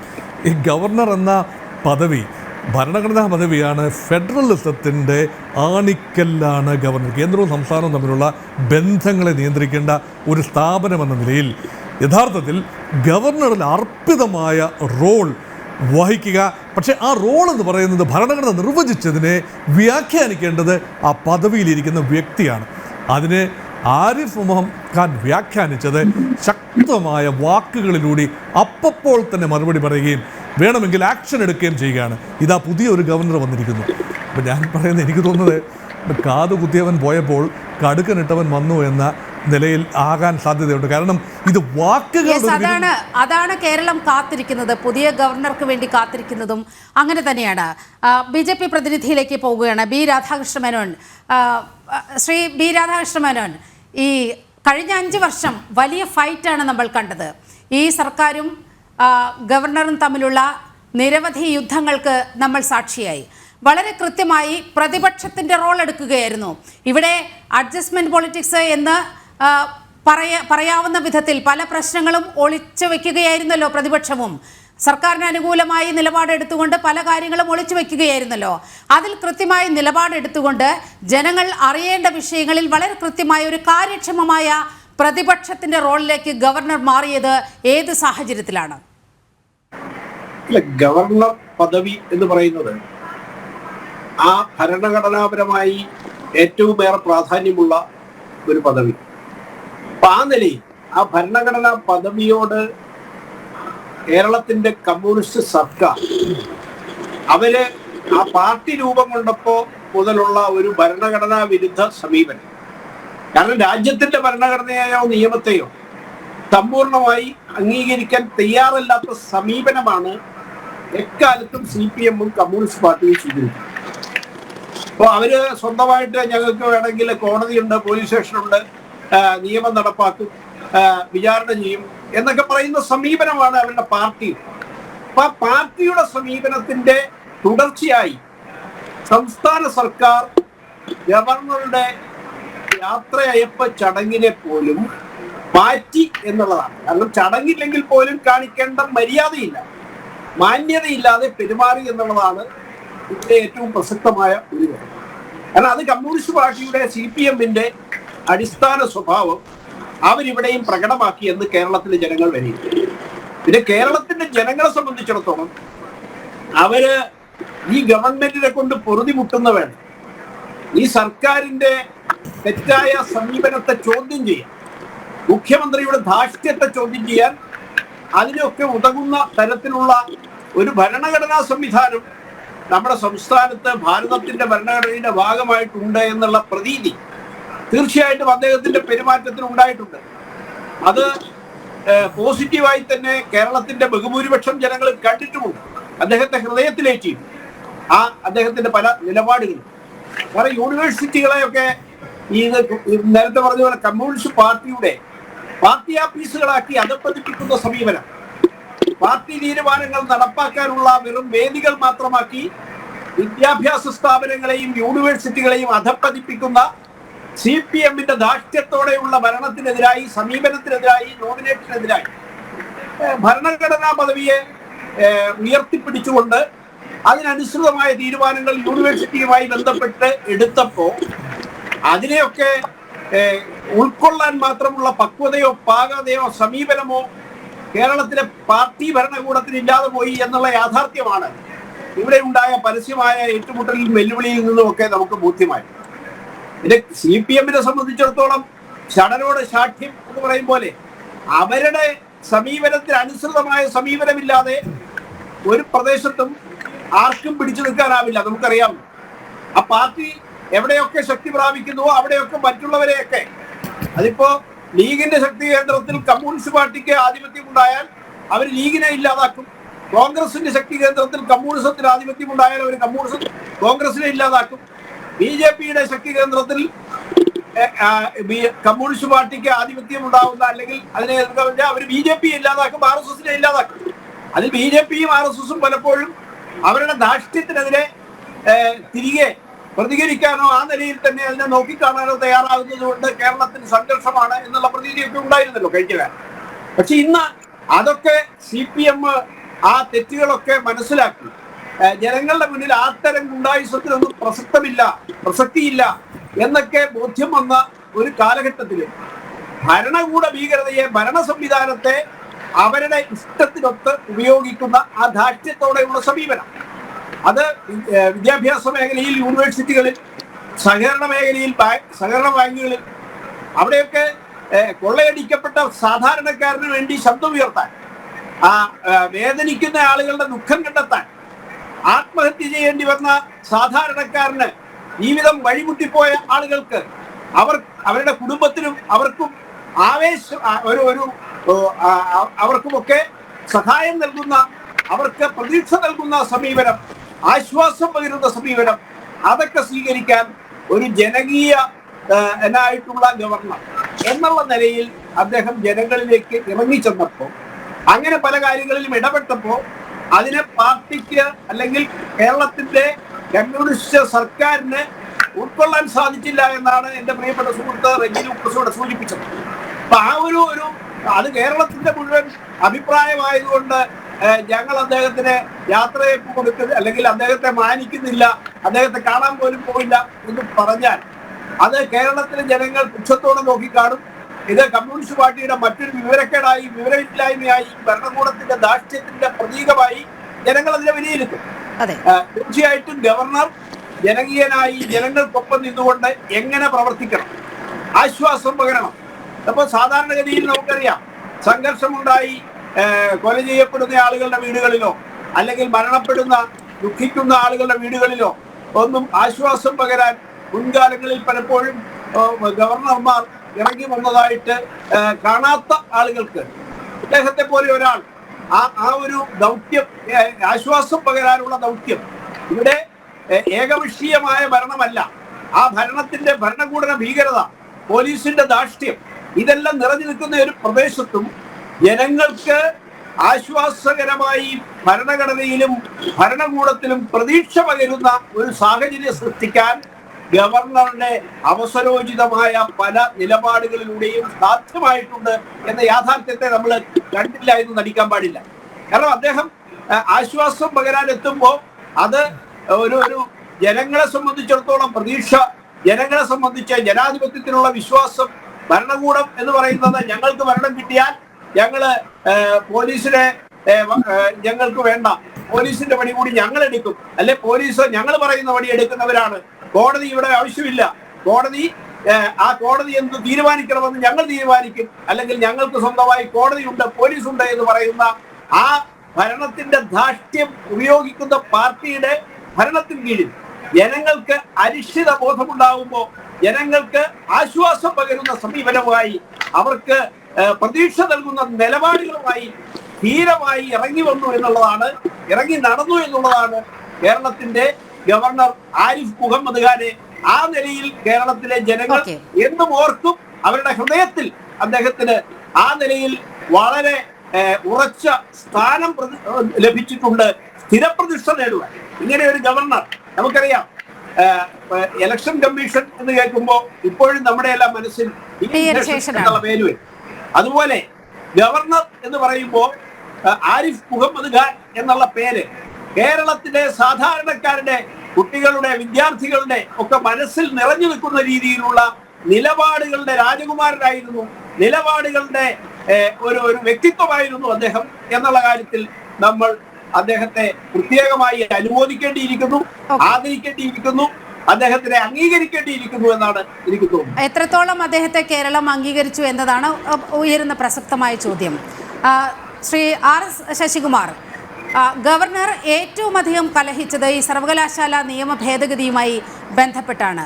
ആ ബില്ലുകളെ ചൊല്ലിയാണ്, ഈ VC-മാരുടെ നിയമനത്തെ ചൊല്ലിയാണ് ഏറ്റവും അധികം കലഹം സർക്കാരുമായി ഉണ്ടായത്. അതിൻ്റെ ഒരു അത് ഓരോ കേസും വളരെ വ്യക്തമായി പഠിച്ച ഒരാളാണ് താങ്കൾ. എങ്ങനെയാണ് ഗവർണർ അക്കാര്യങ്ങളിൽ എടുത്ത ഒരു നിലപാട്? ഇവർ പറയുന്നത് പോലെ ഒരു കാവ്യവൽക്കരണത്തിലേക്ക് ഈ ക്യാമ്പസുകളെ കൊണ്ടുചെന്നെത്തിക്കാൻ ഗവർണർ ഏതെങ്കിലും വിധത്തിൽ ഒരു ശ്രമം നടത്തിയോ? അതല്ല, വളരെ കൃത്യമായി ഉന്നത വിദ്യാഭ്യാസ മേഖല അതിശക്തമായ ഒരു രംഗമായി വളർന്നു വരണം എന്ന ഉത്തമ ബോധ്യത്തിന്റെ അടിസ്ഥാനത്തിലായിരുന്നോ ഗവർണറുടെ ഇടപെടലുണ്ടായത്? ആരിഫ് മുഹമ്മദ് ഖാനെ എന്ന് ചോദിച്ചാൽ ഒറ്റ വാക്കിൽ പറഞ്ഞാൽ ഇത്രയും ജനങ്ങൾ മനസ്സിലാക്കുകയും ഹൃദയത്തിലേറ്റുകയും ചെയ്ത ഒരു ഗവർണർ കേരളത്തിന് അടുത്ത കാലത്തൊന്നും ഉണ്ടായിരുന്നില്ല. വാസ്തവത്തിൽ CPM മനസ്സിലാക്കിയിട്ടുണ്ട്, സർക്കാരും മനസ്സിലാക്കിയിട്ടുണ്ട്, ഇവിടുത്തെ ജനങ്ങളും മനസ്സിലാക്കിയിട്ടുണ്ട് അദ്ദേഹത്തെ. തീർച്ചയായിട്ടും അങ്ങനെയുള്ള ഒരു ഗവർണർ ഇപ്പോൾ ഈ നമ്മുടെ മുൻ പ്രധാനമന്ത്രി മരിച്ചുപോയത് കൊണ്ട് ഔദ്യോഗിക ചടങ്ങുകളൊന്നും തന്നെ യാത്രയപ്പായിട്ടില്ല എങ്കിലും ഒരു വ്യക്തി അല്ലെങ്കിൽ ഒരു ഗവർണർ 5 വർഷം ഇവിടെ ഭരിച്ച ആളാണ്. അദ്ദേഹം മടങ്ങി പോകുമ്പോൾ അദ്ദേഹത്തിന് ഒരു യാത്രയപ്പ് നൽകേണ്ട, ഔദ്യോഗികമായിട്ട് അല്ലെങ്കിൽ പോലും ഒരു യാത്രയപ്പ് നൽകേണ്ട ഒരു മര്യാദ, ഒരു ഔചിത്യം സത്യത്തിൽ കേരള സർക്കാരിന് ഇല്ലാതെ പോയതിൽ വാസ്തവത്തിൽ വളരെ ദുഃഖമുണ്ട്. അത് പറയുമ്പോൾ എനിക്ക് ഓർമ്മ വരുന്നത് എന്താണെന്ന് അറിയോ? യൂണിവേഴ്സിറ്റിയുമായിട്ടുള്ള ഇഷ്യൂയിലാണ് ഗവർണറുമായിട്ട് ഏറ്റുമുട്ടേണ്ടി വന്നത്. ഇതേപോലെ 90-ൽ നായനാർ മുഖ്യമന്ത്രിയായിരുന്ന കാലത്ത് റാം ദുലാരി സിൻഹ ആയിരുന്നു കേരളത്തിലെ ഗവർണർ. യൂണിവേഴ്സിറ്റിയുടെ സെനറ്റിലേക്കുള്ള നോമിനേഷൻസ് അന്നത്തെ പ്രതിപക്ഷ നേതാവായ കരുണാകരന്റെ ഉപദേശമനുസരിച്ച് മുഴുവനും ഗവൺമെന്റിന്റെ നോമിനേഷൻ തള്ളിക്കളഞ്ഞുകൊണ്ട് നോമിനേറ്റ് ചെയ്തു. ആ നോമിനേഷൻ നടത്തിയതിന്റെ പേരിൽ 3 ദിവസം എനിക്കിപ്പോഴും ഓർമ്മയുണ്ട്. ഇന്നത്തെ നമ്മുടെ CPM-ന്റെ കഴിഞ്ഞ മന്ത്രിയായ G. സുധാകരൻ എല്ലാം സിൻഡിക്കേറ്റിലുണ്ട്. അവരുടെ ഉൾപ്പെടെ 3 ദിവസത്തെ നിരാഹാര സത്യാഗ്രഹം രാജ്ഭവന്റെ മുമ്പിൽ നടത്തി റാം ദുലാരി സിൻഹയുമായിട്ട് ഏറ്റുമുട്ടിയ ഒരു സർക്കാരായിരുന്നു നായനാട് സർക്കാർ. പക്ഷേ റാം ദുലാരി സിൻഹ ഇവിടെ നിന്ന് യാത്ര പറഞ്ഞപ്പോൾ വിമാനത്താവളം വരെ നമ്മുടെ മന്ത്രിമാരും മുഖ്യമന്ത്രിയെ അനുഗമിച്ചു എന്ന് പറഞ്ഞാൽ അവരുടെ ആ ഔചിത്യബോധം വാസ്തവത്തിൽ അത് ഈ പിണറായി ഉൾപ്പെടെയുള്ളവർ ഇവരുടെ ദാർഢ്യമാണല്ലോ. പിണറായി ഉൾപ്പെടെയുള്ളവർ, നായനാർ ഉൾപ്പെടെയുള്ളവരെ കണ്ടുപഠിക്കണമായിരുന്നു. എനിക്കത് ഓർമ്മ ഉള്ളതുകൊണ്ട് ഞാൻ പറഞ്ഞു. പക്ഷെ ഒരു കാര്യം പറയാം, ഇവിടെ ശരത്തിനെയും ഗിരീഷിനെയും അതേപോലെ സിദ്ധാർത്ഥിനെയും അതേപോലെ നവീൻ ബാബുവിനെ എല്ലാം കൊല വിളിച്ച ഒരു ക്രിമിനൽ സംഘം, നമ്മുടെ ഗവർണറുടെ ഭാഷയിൽ പറയാൻ ആ ക്രിമിനൽ സംഘം അദ്ദേഹത്തെ യാത്ര അയക്കാൻ പോകാതിരുന്ന നന്നായി എന്നുള്ള ആ കാര്യം കൂടി ഞാൻ ആമുഖമായി പറയുകയാണ്. എന്തായാലും ഒരു കാര്യം ഞാനിപ്പോ ചോദിച്ചതിന് ഉത്തരം പറയാം. കേരളത്തില് ഗവർണറുമായിട്ട് ഇപ്പോൾ ഏറ്റുമുട്ടേണ്ടി വന്നത് സർവകലാശാല വിഷയങ്ങളിലാണ്. അദ്ദേഹം 2019-ൽ ഇവിടെ അധികാരത്തിൽ വന്ന് 2 വർഷക്കാലം അദ്ദേഹം ഗവൺമെന്റിന്റെ ഏറ്റവും നല്ല കുട്ടിയായിരുന്നു. ഗവൺമെന്റ് പറയുന്ന എല്ലാത്തിനും അദ്ദേഹം ഒപ്പിട്ട് കൊടുക്കുമായിരുന്നു. എല്ലാ നിയമനങ്ങൾ, ലോകായുക്തയാകട്ടെ, അതേപോലെ തന്നെ മനുഷ്യാവകാശ കമ്മീഷനാകട്ടെ, അതേപോലെ ഇൻഫർമേഷൻ കമ്മീഷണർമാരുടെ നിയമനം, സെനറ്റ് സിൻഡിക്കേറ്റ് നിയമനം, വൈസ് ചാൻസലർമാരുടെ നിയമനം, ഇതെല്ലാം അദ്ദേഹം ഗവൺമെന്റ് പറയുന്നതിനനുസരിച്ച് ഒപ്പിട്ട് കൊടുത്തു. ഞങ്ങൾ അന്ന് അദ്ദേഹത്തെ ചെന്ന് കണ്ടിരുന്നു. ഇവിടെ യൂണിവേഴ്സിറ്റി നിയമനങ്ങളിൽ, ഈ വൈസ് ചാൻസലർമാരുടെ നിയമനങ്ങളിൽ ഒരു വ്യക്തമായ ഒരു ക്രൈറ്റീരിയൻ വെക്കണമെന്ന് പറഞ്ഞപ്പോൾ അദ്ദേഹം പറഞ്ഞത് ഗവൺമെന്റുമായിട്ട് ഒരു കോൺഫ്രണ്ടേഷൻ പറ്റില്ല, ഗവൺമെന്റ് കൊണ്ടുവന്നിരിക്കുന്ന പേര് ക്വാളിഫൈഡ് ആണെങ്കിൽ ഞാൻ അംഗീകരിക്കുമെന്ന് പറഞ്ഞ ആളാണ്. എനിക്കിപ്പോഴും ഓർമ്മയുണ്ട്. ഈ അദ്ദേഹത്തിന്റെ കാവ്യവൽക്കരണത്തിനെ കുറിച്ച് പറഞ്ഞുകൊണ്ടെങ്കിൽ ഞാൻ അദ്ദേഹമായിട്ട് വ്യത്യസ്തമായ രാഷ്ട്രീയമുള്ള ആളാണ്. അദ്ദേഹത്തിന്റെ രാഷ്ട്രീയമായിട്ട് യോജിക്കുന്ന ആളല്ല. പക്ഷേ MG സർവകലാശാലയിലെ ഒരു പ്രൊഫസറെ കാലിക്കറ്റ് സർവകലാശാല പ്രൊഫസറായിട്ട് നിയമിക്കാൻ പോയപ്പോൾ അദ്ദേഹത്തിന്റെ ഏജ് 60 ക്രോസ് ചെയ്യുന്നതിന്റെ തലേ ദിവസമാണ് ഫയൽ വന്നത്. അദ്ദേഹം പറയും പറ്റത്തില്ല, 60 വയസ്സ് തികയാൻ പോകുന്ന ആളിനെ നിയമിക്കാൻ ഒക്കത്തില്ല, പാനലിൽ നിന്ന് മറ്റൊരാളെ എടുക്കാൻ പറഞ്ഞപ്പോൾ BJP ഉൾപ്പെടെയുള്ളവർ, ഈ അടുത്ത കാലത്ത് മരിച്ചുപോയ ടാപ്പിയോക്ക റിസർച്ച് സെന്ററിലെ ഡയറക്ടർ ജയപ്രകാശിന്റെ പേര് പറഞ്ഞു ഓർമ്മയുണ്ട്. അദ്ദേഹം ഈ അടുത്ത കാലത്ത് അന്തരിച്ചു. വളരെ പ്രഗത്ഭനായ ഒരു സയന്റിസ്റ്റാണ്. പക്ഷേ ഗവർണർ എന്നോട് ഞങ്ങൾ സേവ് യൂണിവേഴ്സിറ്റി ക്യാമ്പയിൻ കമ്മിറ്റിയോട് പറഞ്ഞത് അദ്ദേഹം മെഡിക്കനാണെങ്കിൽ പോലും ഞാൻ അദ്ദേഹത്തെ നിയമിച്ചാൽ അദ്ദേഹം BJP ബാക്ക്ഗ്രൗണ്ട് ഉള്ള ഒരാളാണെന്ന് പറയും. അതുകൊണ്ട് ഞാൻ ജയരാജിനെ നിയമിക്കുന്നു. ജയരാജ് CPM-ന്റെ നോമിനിയാണ്. അപ്പോൾ അത്തരത്തിലായിരുന്നു അദ്ദേഹത്തിന്റെ കാഴ്ചപ്പാട്. അപ്പൊ അങ്ങനെയുള്ള ഒരാളെ കാവ്യവൽക്കരിക്കുന്ന ഒരു ഗവർണറിന് എങ്ങനെ പറയാൻ കഴിയും? അദ്ദേഹം ശേഷം നടത്തിയ നിയമനങ്ങൾ, സംസ്കൃത സർവകലാശാല ഉൾപ്പെടെ നടത്തിയ നിയമനങ്ങൾ ഗവൺമെന്റ് പറഞ്ഞ നിയമനങ്ങൾ കൊടുത്തു. പക്ഷെ എവിടെയാണ് തെറ്റിയെന്ന് പറഞ്ഞാൽ അത് 2 ഭാഗത്താണ് തെറ്റിയത്. ഒന്ന്, ലോകായുക്ത ഞാൻ കൊടുത്ത കേസാണ്. ദുരിതാശ്വാസ നിധിക്കെതിരായിട്ടുള്ള കേസിൽ മുഖ്യമന്ത്രി പിണറായി വിജയൻ പുറത്തു പോകുന്നുള്ള നിലവന്നപ്പോൾ അമേരിക്കയിൽ ചികിത്സയിലായിരുന്ന മുഖ്യമന്ത്രി ഓൺലൈനിലൂടെ ക്യാബിനറ്റ് കൂടി ഓർഡിനൻസ് പാസാക്കുകയും പിന്നീട് ബില്ലാക്കിയപ്പോൾ ആ ബില്ല് അദ്ദേഹം തടഞ്ഞു വെച്ചു. പിന്നീട് രാഷ്ട്രപതി അംഗീകരിച്ചു കൊടുത്തു. പക്ഷെ സംഭവിച്ചെന്താ, ലോകായുക്ത ഇന്ന് പല്ലും നഖവുമില്ലാത്ത ഒരു ഉപകരണമായി മാറി. അതിനെ തുടർന്ന് ദുരിതാശ്വാസ നിധിയിൽ ആളുകൾ പണം കൊടുക്കാത്ത നിലയിലായി. പക്ഷെ ഗവർണർ എടുത്ത നിലപാട് അവിടെയും ശരിയായിരുന്നു. അത് കഴിഞ്ഞപ്പോഴത്തേക്കും കണ്ണൂർ നടന്ന ഇവിടെ നേരത്തെ ഇർഫാൻ മുഹമ്മദിനെ കുറിച്ച് പറഞ്ഞു. ശരിയാണ്, ഇർഫാൻ മുഹമ്മദ് അറിയപ്പെടുന്ന ഒരു ഇടത് ചരിത്രകാരനാണ്. അദ്ദേഹം കണ്ണൂരിലെ ഗവർണർ പ്രസംഗിക്കുമ്പോഴത്തേക്കും ഗവർണറുടെ വേദിയിൽ കയറി വരാൻ ഇർഫാൻ എന്ത് അധികാരമാണുള്ളത്? അദ്ദേഹത്തിന്റെ പേര് ഗവർണർ അവിടെ വേദിയിരിക്കുന്ന ലിസ്റ്റിനകത്തില്ലായിരുന്നു. രവീന്ദ്രനും അന്ന് അവിടെ സിൻഡിക്കേറ്റ് MP ആയിരുന്ന KK രാഗേഷ്, ഇപ്പൊ അദ്ദേഹമാണ് അദ്ദേഹത്തിന്റെ ഭാര്യയുടെ നിയമനവുമായിട്ട് ബന്ധപ്പെട്ട് നിൽക്കുന്നത്. അദ്ദേഹം കൂടി ചേർന്ന് ഇർഫാനെ സ്റ്റേജിലെത്തുകയും ഗവർണർ പ്രസംഗിച്ചപ്പോൾ അദ്ദേഹം തടസ്സപ്പെടുത്തുക അങ്ങനെ പ്രോട്ടോക്കോൾ വിരുദ്ധമാണ്. ശരിയായിരിക്കാം, ഗവർണറുടെ അഭിപ്രായത്തിനോട് ഇർഫാൻ അഭിപ്രായ വ്യത്യാസം കാണാൻ ചിലപ്പോൾ നമുക്ക് പലർക്കും കാണുമായിരിക്കാം. പക്ഷേ ഗവർണർ അങ്ങനെ പ്രസംഗിക്കുമ്പോൾ ഒരാൾ ഗവർണറെ കൈയേറ്റം ചെയ്യാൻ വന്നതിന്റെ വീഡിയോ ക്ലിപ്പിങ്ങുള്ളതാണ്. അവിടുന്ന് തുടങ്ങുകയാണ്. അത് കഴിഞ്ഞപ്പോൾ രവീന്ദ്രന്റെ നിയമനം, രവീന്ദ്രന് പുനർനിയമനം കൊടുക്കാൻ കഴിയില്ല എന്ന് അദ്ദേഹം പറഞ്ഞു. പക്ഷെ ഞങ്ങളുടെ അദ്ദേഹത്തിന് കത്ത് കൊണ്ടുകൊടുത്തു. ഇത് മുഖ്യമന്ത്രിയുടെ പ്രൈവറ്റ് സെക്രട്ടറി രാഗേഷിന്റെ ഭാര്യയ്ക്ക് ഔദ്യോഗികമായിട്ട് നിയമനം കൊടുക്കുന്നതിന്റെ പാക്കേജാണ്. അദ്ദേഹം നിയമനം ചെയ്തു. കാരണം ഇത് കണ്ടപ്പോൾ അദ്ദേഹത്തിന് മനസ്സിലായി, കേരളത്തിൽ യൂണിവേഴ്സിറ്റി വച്ചുകൊണ്ടാണ് കേരളത്തിലെ ഇടതുപക്ഷം ഭരിക്കുന്നത്. അദ്ദേഹത്തിന് മനസ്സിലായി, യൂണിവേഴ്സിറ്റി ഭരിക്കുന്നത് തെറ്റില്ല. യൂണിവേഴ്സിറ്റിയിൽ നടക്കുന്ന തട്ടിപ്പുകൾ, യൂണിവേഴ്സിറ്റി SFI വളർത്തുന്നതിന് വേണ്ടി ചില ഇടതുപക്ഷ ബുദ്ധിജീവികൾ എന്ന് പറയുന്ന കുറെ അധ്യാപകന്മാരെ വളർത്തുന്നതിന് വേണ്ടിയുള്ള ഒരു വളക്കൂറായ മണ്ണായി കേരളത്തിനെ മാറ്റുന്നതിന് യൂണിവേഴ്സിറ്റി ഉപകരിക്കുന്നുവെന്ന് അദ്ദേഹത്തിന് ബോധ്യപ്പെട്ടപ്പോൾ രവീന്ദ്രന്റെ നിയമനം അദ്ദേഹം തടയാൻ ശ്രമിച്ചു. പക്ഷേ മുഖ്യമന്ത്രി ഇടപെട്ടത് കൊണ്ട് അദ്ദേഹം ഒപ്പിട്ട് കൊടുത്തു. പക്ഷെ എന്ത് സംഭവിച്ചു നമ്മൾ കണ്ടതാണ്. സുപ്രീം കോടതി എടുത്ത് പുറത്താക്കി. ഇപ്പോൾ ലൂക്കോസ് പറയുകയാണ് അദ്ദേഹം എല്ലാ VC-മാരെയും പിരിച്ചുവിട്ടത്. ശരിയാണ്, സുപ്രീം കോടതി പറഞ്ഞിട്ടാണ് പിരിച്ചുവിട്ടത്. സുപ്രീം കോടതി KTUവിന്റെ വൈസ് ചാൻസലർ രാജകൃഷിയെ പിരിച്ചുവിടാൻ തുടങ്ങിയപ്പോൾ OLWC ആയിട്ട് ആ നിയമമനുസരിച്ച് എല്ലാവരും പുറത്തു പോകണമെന്ന് തെറ്റാണോ? അത് കഴിഞ്ഞു. അത് കഴിഞ്ഞിട്ട് അദ്ദേഹം നിയമിച്ച ആളാരാ? അദ്ദേഹം നിയമിച്ച കേരള യൂണിവേഴ്സിറ്റിയിലും ഹെൽത്ത് സർവകലാശാലയിലും കാലിക്കറ്റിലും കേരളയിലും അതോടൊപ്പം തന്നെ കണ്ണൂർ യൂണിവേഴ്സിറ്റിയിലും BJPയുടെ അനുഭവം അദ്ദേഹം നിയമിച്ചു. അദ്ദേഹം അവർ BJPയുടെ അനുഭവമുള്ള ആളാണ് ഡോക്ടർ മോഹൻ കുഞ്ഞുമേൽ.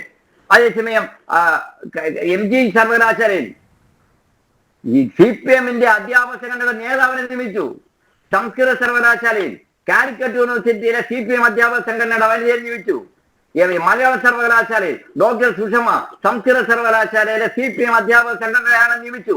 അതേപോലെ തന്നെ ഇവിടെ അഗ്രികൾച്ചർ സർവകലാശാലയിൽ, അതേപോലെ തന്നെ ഫിഷറീസ് സർവകലാശാല, ഇതെല്ലാം ഇടതുപക്ഷത്തിന്റെ ആൾക്കാർ നിയമിച്ചു. അവസാനം ഓപ്പൺ സർവകലാശാലയിൽ ഇടതുപക്ഷത്തിന്റെ ഒരു വൈസ് ചാൻസലർ നിയമിച്ചു. കാലിക്കറ്റ് സർവകലാശാലയിലും കുസാറ്റിലും അദ്ദേഹം നിയമിച്ചത് കോൺഗ്രസിന്റെ അധ്യാപക സംഘടനയുടെ വളരെ പ്രധാനപ്പെട്ട പ്രവർത്തകരായിരുന്നു.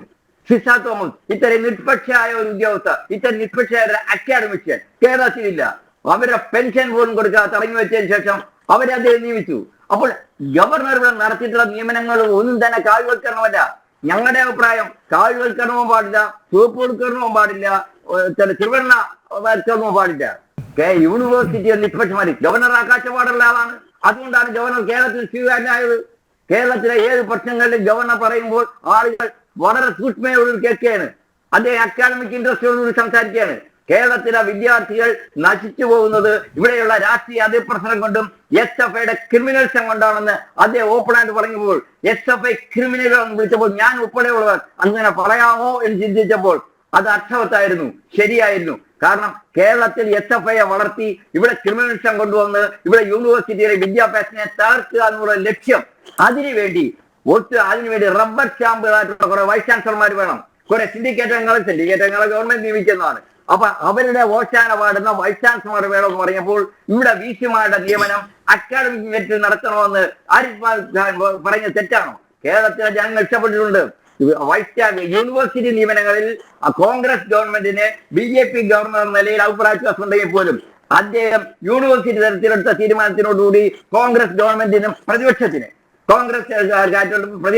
ഉൾപ്പെടെയുള്ളവർക്ക് സ്വീകാര്യമായ നിലപാടാണ്. കാരണം ഇവിടെ CPM കാണിക്കുന്ന തോന്നിയവസ്ഥന് കൂട്ടുനിന്നാൽ കേരളത്തിലെ കുട്ടികൾ ഇപ്പോൾ തന്നെ വിദേശത്ത് പോയിക്കൊണ്ടിരിക്കുക.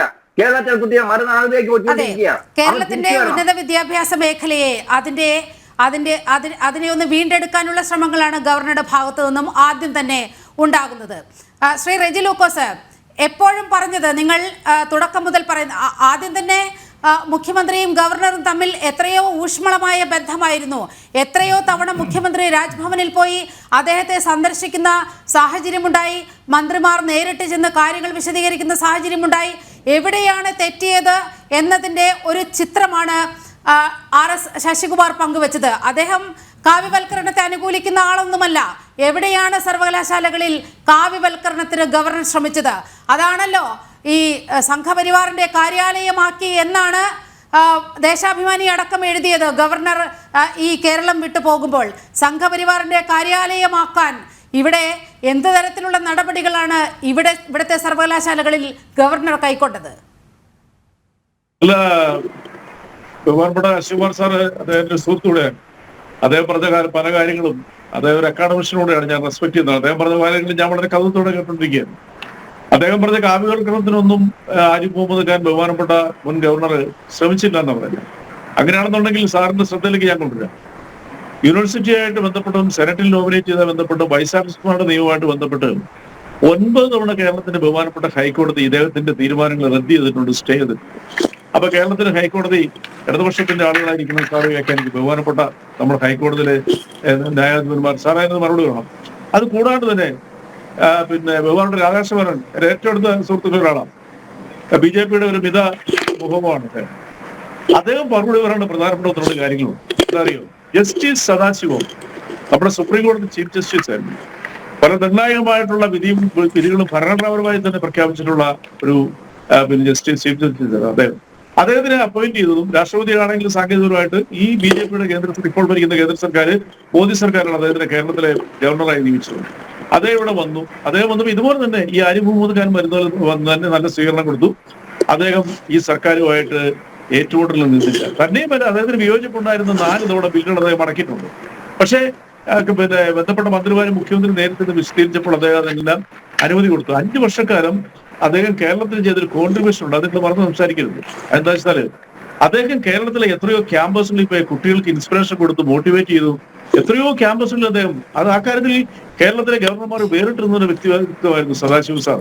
അത് തന്നെയുമല്ല, ജസ്റ്റിസ് സദാശിവം അദ്ദേഹത്തിന് ഇപ്പോൾ തന്നെ വലിയ രീതിയിലുള്ള ഒരു യാത്രയപ്പ് നൽകി. അദ്ദേഹത്തിന്റെ തറവാട്ടില് കൃഷിയിടങ്ങളിൽ പോയി അദ്ദേഹം താമസിക്കുകയാണ് തമിഴ്നാട്ടിൽ. ഈ ആരിഫ് മുഹമ്മദ് ഖാൻ ഭരണഘടനാപരമായ ധിക്കാരം പറഞ്ഞപ്പോഴും ഈ കേരള സർക്കാരുമായിട്ട് ഏറ്റവും മോശമായ രീതിയിൽ ഏറ്റുമുട്ടിയപ്പോഴും കേരളത്തിലെ വികസന പ്രവർത്തനത്തിനുള്ള സകല ബില്ലുകളും തടഞ്ഞു വെച്ചപ്പോൾ സഹിയിട്ട് അദ്ദേഹം മാധ്യമങ്ങളോട് പ്രതികരിച്ചു. ജസ്റ്റിസ് സദാശിവം തമിഴ്നാട്ടിൽ അദ്ദേഹത്തിന്റെ വീട്ടിൽ എന്ന് പറഞ്ഞെന്താ, ആരിഫ് മുഹമ്മദ് പക്വത കാണിക്കണം, ഭരണഘടനയെ മാനിക്കണം. അദ്ദേഹം ചെയ്ത തെറ്റാണ്. ഒരു ഗവർണർ സ്ഥിരമായി സർക്കാരുമായിട്ട് ഏറ്റുമുട്ടുന്നതല്ല. ഭരണഘടനാപരമായി തലവനാണെങ്കിലും അതിന് ഒരുപാട് പരിമിതികളുണ്ടെന്ന് പറഞ്ഞു. ഇനി വേറൊന്നും പറയാം. ബഹുമാനപ്പെട്ട LK അദ്വാനി പാർലമെന്റിൽ പ്രതിപക്ഷത്തിരുന്നപ്പോൾ പരസ്യമായിട്ട് ഗവർണർ തള്ളി പറഞ്ഞിട്ടുണ്ട്. ഇന്ത്യ രാഷ്ട്രീയത്തിന് അതീതമായിട്ട് ബഹുമാനിച്ചിരുന്ന ഒരു വ്യക്തിത്വം ഉണ്ടായിരുന്നു മുൻ BJP സർക്കാരിന്റെ കാലത്തെ ധനമന്ത്രി അരുൺ ജെയ്റ്റ്ലി ഇന്ത്യ അറിയപ്പെടുന്ന ഒരു നിയമവിദഗ്ധനുടെയായിരുന്നു. സുപ്രീം കോടതിയിലെ ഏറ്റവും പേര് കേട്ട ഒരു അഭിഭാഷകനുമായിരുന്നു. അദ്ദേഹം പരസ്യവേദിയിൽ ഗവർണർ പദവി തെറ്റാണെന്ന് പറഞ്ഞു. ഇതൊന്നും ഭരണത്തിലുള്ളപ്പോഴല്ല കേട്ടോ, അദ്ദേഹം പറഞ്ഞിട്ടുണ്ട്. അങ്ങനെ പലരും പറഞ്ഞിട്ടുണ്ട്. അത് ഗവർണർ പദവി എന്ന് പറയുന്നത് ബ്രിട്ടീഷുകാരുടെ ഒരു എന്താ പറയാ, അവരെ ഇപ്പോഴും നമ്മൾ ഓർക്കാൻ വേണ്ടിയിട്ടുള്ള പദവിയാണ്. ഞാൻ അതുകൊണ്ട് ഗവർണർ പദവിയെ പൂർണ്ണമായ രീതിയിൽ അത് ഒഴിവാക്കണം ഞാൻ പറയുന്നില്ല. തെറ്റായ യാത്ര ചെയ്യുന്ന ഞാൻ ചെറിയൊരു ഇടപെടൽ ഇപ്പോൾ അങ്ങ് സദാശിവത്തിന്റെ കാര്യം പറയുകയാണ്. സദാശിവൻ ചില ബില്ലുകളുടെ കാര്യത്തിൽ ചില അവ്യക്തതകൾ മുന്നോട്ട് വെച്ചു. ഇത് മനസ്സിലാകുന്നില്ല എന്ന് പറഞ്ഞപ്പോൾ മുഖ്യമന്ത്രിയും മന്ത്രിമാരും ചെന്ന് അദ്ദേഹത്തോട് ഈ ബില്ലിന്റെ കാര്യങ്ങളൊക്കെ വിശദീകരിക്കുന്ന ഒരു സാഹചര്യമുണ്ടായി. അങ്ങനെ ഒരുപക്ഷെ അദ്ദേഹത്തെ കൺവിൻസ് ചെയ്യിപ്പിച്ചിട്ടുണ്ടാകാം. പക്ഷേ ആരിഫ് മുഹമ്മദ് ഖാന്റെ കാര്യത്തിൽ നിങ്ങൾ എന്താണ് ചെയ്തത്? അദ്ദേഹം ഈ ബില്ലിൽ അവ്യക്തതയുണ്ട് എന്ന് കാണിച്ചുകൊണ്ട് പല ബില്ലുകളും സർക്കാരിന് നേരിട്ട് അയക്കുമ്പോൾ അതിനോടെല്ലാം സർക്കാരിന്റെ പ്രതികരണം എന്തായിരുന്നു? അവഗണിക്കുകയായിരുന്നില്ലേ നിങ്ങൾ ചെയ്തത്? നിങ്ങൾക്ക് എന്താ, മുഖ്യമന്ത്രിക്ക് പോകാൻ പറ്റിയില്ലെങ്കിൽ ഏതെങ്കിലും മന്ത്രിമാരെ കൊണ്ട്, വകുപ്പ് മന്ത്രിമാരെ കൊണ്ട് അവിടെ ചെന്ന് ഈ ബില്ലിൽ ഇന്ന പ്രശ്നങ്ങൾ അങ്ങ് ചൂണ്ടിക്കാണിച്ചത് ശരിയല്ല എന്ന് പറയാമായിരുന്നില്ലേ? എത്രയേറെ അവസരങ്ങൾ അങ്ങനെ ഉണ്ടായിരുന്നു. അതൊന്നും ചെയ്യാതെ കോടതിയിലേക്ക് ഈ പ്രശ്നം വരുമ്പോൾ മാത്രമാണ് കോടതിയുടെ മുന്നിൽ നിങ്ങൾ കാര്യങ്ങൾ വിശദീകരിക്കുന്നു. വളരെ കൃത്യമായ ഒരു മനുഷ്യൻ രാജ്ഭവനിൽ ഇരുന്ന് ചോദിക്കുകയാണ്, ഈ ബില്ലിൽ ചില പ്രശ്നങ്ങളുണ്ട്, നിങ്ങൾ ഇതൊന്ന് സംശയം ദൂരീകരിച്ച് തരൂ എന്ന് പറയുമ്പോൾ അദ്ദേഹത്തോട് നിങ്ങൾ കാണിച്ച സമീപനം എന്തായിരുന്നു? നീലിമ വളരെ എക്സ്പേർട്ട് ആയിട്ടുള്ള വെൽ എക്സ്പീരിയൻസ്ഡ് ആയിട്ടുള്ള വളരെ ജനകീയമായ രീതിയിലുള്ള അടിത്തറയുള്ള ഒരു മാധ്യമപ്രവർത്തക എന്നുള്ള എനിക്ക് പറയുന്നതിൽ യാതൊരു മടിയില്ല. ജനജീവനാണെങ്കിൽ ഞാൻ അംഗീകരിക്കുന്നതിനാണ്. നീലിമ തെറ്റിദ്ധരിപ്പിക്കുന്ന ചോദ്യം ചോദിക്കും. അതായത് കേരളത്തിന്റെ മുഖ്യമന്ത്രി ആരിഫ് മുഹമ്മദ് ഖാൻ പോലും നിഷേധിക്കുന്നില്ല, മാധ്യമങ്ങൾക്ക് നിഷേധിക്കാൻ പറ്റില്ല. പലതവണ മുഖ്യമന്ത്രി എടുത്തു വെച്ചു, അല്ലെ ഈ ഗവർണർ എടുത്തു പിന്നെ അദ്ദേഹം വിശദീകരിക്കുകയും ഒക്കെ ചെയ്തിട്ടുണ്ട്. ഒരിക്കൽ പോലും പോയില്ല നിങ്ങളത് പറയരുത്. ശ്രീ ബി രാധാകൃഷ്ണൻ, അങ്ങനെയായിരുന്നു സ്ഥിതി. ഗവർണർ ആരിഫ് മുഹമ്മദ് ഖാൻ എന്നതായിരുന്നു ഇവരുടെ പ്രശ്നം. ഗവർണർ എന്ന പദവിയായിരുന്നു പ്രശ്നം. അതിനെ ചൊല്ലി തന്നെ ഒരുപാട് വാഗ്വാദങ്ങൾ നടന്നിട്ടുണ്ട്. എന്തായിരുന്നു ഇവരുടെ യഥാർത്ഥ പ്രശ്നം? വാസ്തവത്തിൽ ഗവർണർ പദവിയെ കുറിച്ച് ഈ രാജ്യം സ്വാതന്ത്ര്യം ലഭിച്ച അന്ന് മുതൽ ദേശീയ തലത്തിലും ശ്രീ റെജി ലൂക്കോസ്, ഞാൻ അങ്ങയിലേക്ക് വരാം.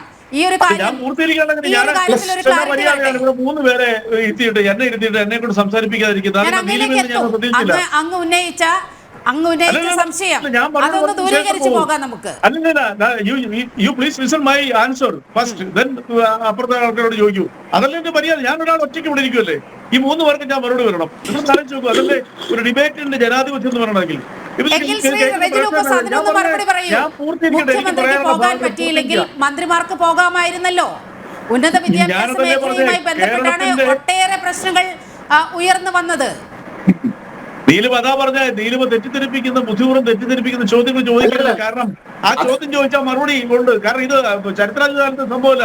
6 തവണ ഞാനത് റെഫർ ചെയ്തിട്ട് 6 തവണ കേരളത്തിലെ മുഖ്യമന്ത്രി അദ്ദേഹത്തെ കാണാൻ പോയിട്ടുണ്ട്. പല സർക്കാരുകളിലും അദ്ദേഹത്തെ കാണാൻ പോയിട്ടുണ്ട്.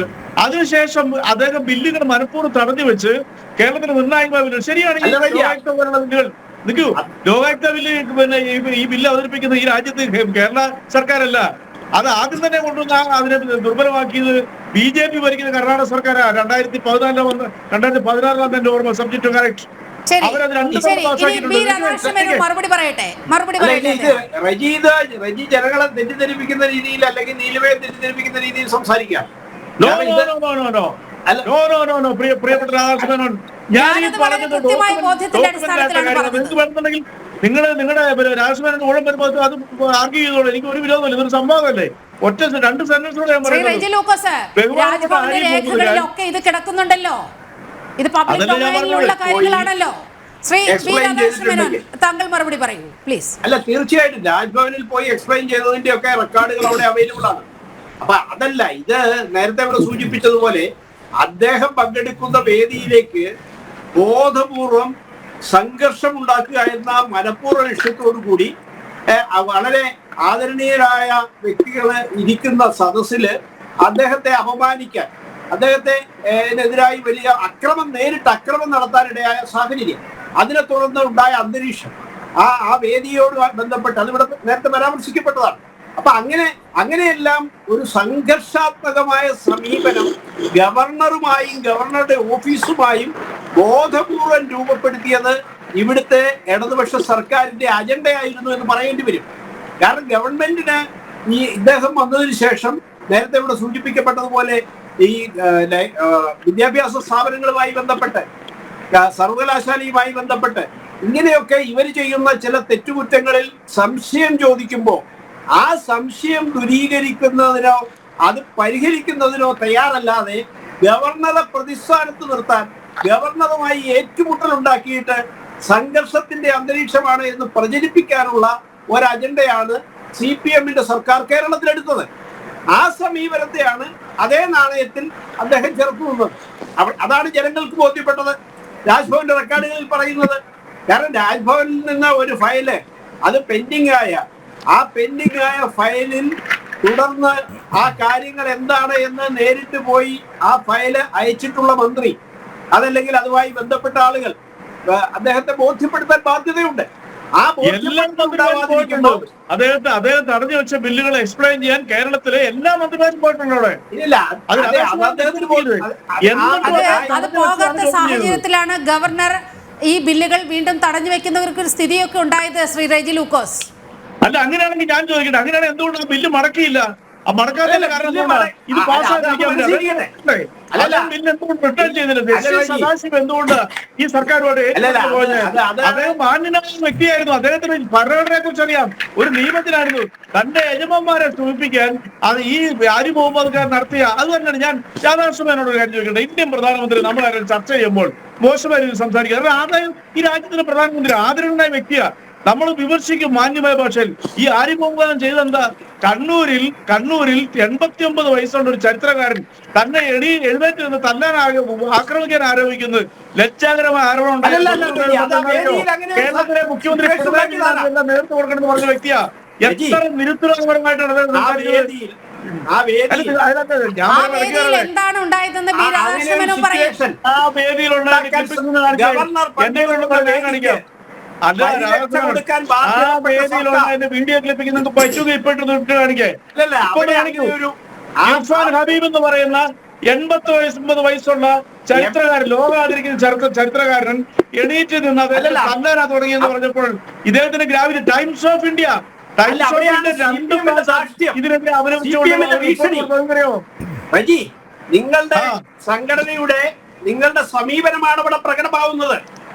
ഞാൻ നിങ്ങൾ കൊണ്ടുവന്ന ആരോപണത്തിനെതിരെ ഞാൻ പറഞ്ഞ വസ്തുതകളെ കുറിച്ച് പറഞ്ഞപ്പോൾ രാധാകൃഷ്ണനെതിരെ അവിടെ നിന്ന് റൂട്ട് മാറി പോകുന്ന ഇർഫാൻ ഹബീബ് ആരാ? അത് പറയൂ.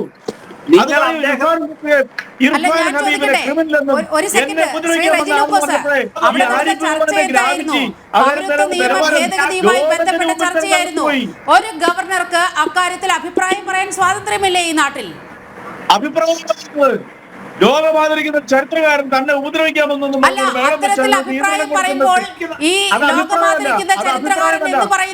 അതൊരു ഗവർണർ പദവിയാണ്. കേരളത്തിന് പൈതൃകമുണ്ട്, സംസ്കാരമുണ്ടെന്നൊക്കെ നിങ്ങളോട് പറഞ്ഞില്ലേ? കേരളത്തിന് പൈതൃകവും സംസ്കാരമുള്ളതുകൊണ്ടാണ് ആരിഫ് മുഹമ്മദ് പറഞ്ഞ വ്യക്തിയുടെ കേരളത്തിലെ ജനങ്ങൾ കൊടുത്ത പല താക്കീതുകളും അദ്ദേഹം മൈൻഡ് ചെയ്യാറുന്നത്. കേരളത്തിലെ ജനങ്ങൾ ആ പക്വതയുള്ളവര് കേരളത്തിന്റെ വികസനത്തിന് കോടാലി വെക്കുക എതിർക്കാൻ വേണ്ടി മാത്രം ഗവർണർ പദവി ദുരുപയോഗം ചെയ്യുന്ന വ്യക്തിനെ പിന്നെ കേരളം ഏതിലാണ് കണ്ടത്? ഞാൻ അതിനാണ് ഓരോ കാര്യങ്ങൾ എടുത്തെടുത്ത് പറഞ്ഞത്. അല്ല, ഈ സംസാരിക്കുമ്പോൾ സംഘർഷം ഉണ്ടാക്കുന്നത് അല്ലെങ്കിൽ അടിയുണ്ടാക്കുന്നത് മാന്യതയാണോ എന്ന് പറയുന്ന പോലെയല്ലേ ഒരു പ്രസംഗ വേദിയിൽ ഒരു യോഗത്തിന്റെ വേദിയിൽ ആ വേദിയുടെ മാന്യതയ്ക്ക് വിരുദ്ധമായി പെരുമാറുന്ന അന്തരീക്ഷം ബോധപൂർവം അത് എത്ര മാന്യനായ ഒരാൾ. താങ്കളെ ആ വാക്കുപയോഗിക്കാറിയോ? താങ്കളൊരു മാന്യനാണെന്ന് എനിക്ക് ബോധ്യമുള്ളതുകൊണ്ടാണ്. ഇത്തരം കാര്യങ്ങളിൽ ഒരു ചരിത്രകാരനായ 89 വയസ്സുള്ള ഒരു വൃദ്ധനായ ഒരു വ്യക്തിയെ ലോകമാതിരിക്കുന്ന ഒരു ചരിത്രകാരൻ ഇദ്ദേഹത്തിന് തല്ലാനായിട്ട് ഇറങ്ങി എന്നൊക്കെ പറഞ്ഞാൽ അതിലെ ടൈംസ് ഓഫ് ഇന്ത്യ പോലും ഇദ്ദേഹത്തിന് അവലംബിച്ചുകൊണ്ട് ലേഖനം എഴുതിയില്ലേ? രാധാകൃഷ്ണന്റെ കാണുന്ന കോപ്പി അങ്ങനെ പോലാണ് അതിന് കൂട്ടുനിൽക്കുന്നത്. വേറെ എന്തൊക്കെ പറഞ്ഞു? അതാ കേരളത്തിലെ നിങ്ങൾ ആ സദസ്സിൽ ഗുണ്ടകളെ കൊണ്ട് നിറച്ച് ആ ഗുണ്ടകൾക്ക് ആക്രമിക്കാനുള്ള പ്രേരണ കൊടുക്കുന്ന തരത്തിലുള്ള അന്തരീക്ഷം സൃഷ്ടിക്കുന്ന അതുവഴി ഗവർണറെ പോലും ഗവർണർ പദവിയെ പോലും ഭീഷണിപ്പെടുത്തി പരിധിക്ക് നിർത്താമെന്നുള്ള ധാർഷ്ട്യമാണ് അവിടെ പ്രകടിപ്പിച്ചത്. സാറേ, ആ സദസ്സിലിരുന്ന് 60% അറിയപ്പെടുന്ന വിദ്യാഭ്യാസ വിദഗ്ധരായ സ്ത്രീകളായിരുന്നു. 2 സ്ത്രീകളെ കണ്ടായിരുന്നോ? അതല്ല, അവരെല്ലാം ഗുണ്ടാണോ രാധാകൃഷ്ണൻ? സ്ത്രീകളെ കൊണ്ടോ നിങ്ങൾ കുട്ടികളെ കൊണ്ടോ പറയൂ വായിക്കുന്നവരാണ്. ദേശീയ മാധ്യമത്തിനോട് ഗവർണറുടെ മുമ്പിൽ ഇരുന്ന് ദേശീയ മാധ്യമങ്ങൾ ഈ വിഷയത്തിന്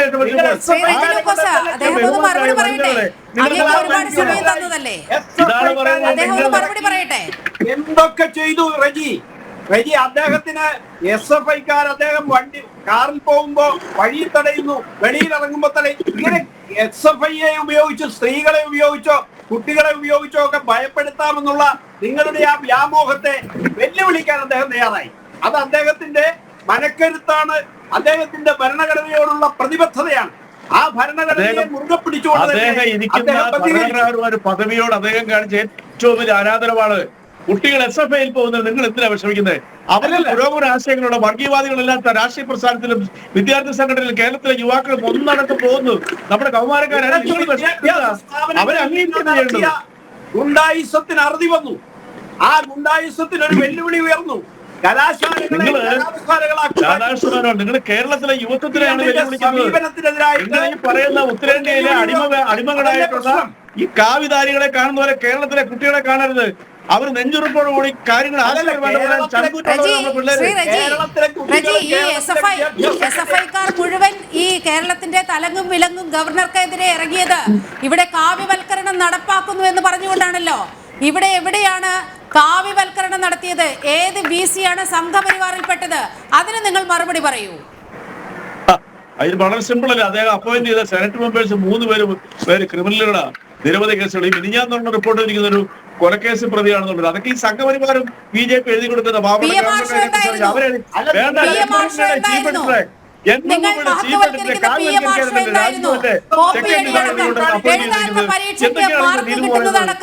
ഇത്തരം കാര്യങ്ങളൊക്കെ പുറത്തു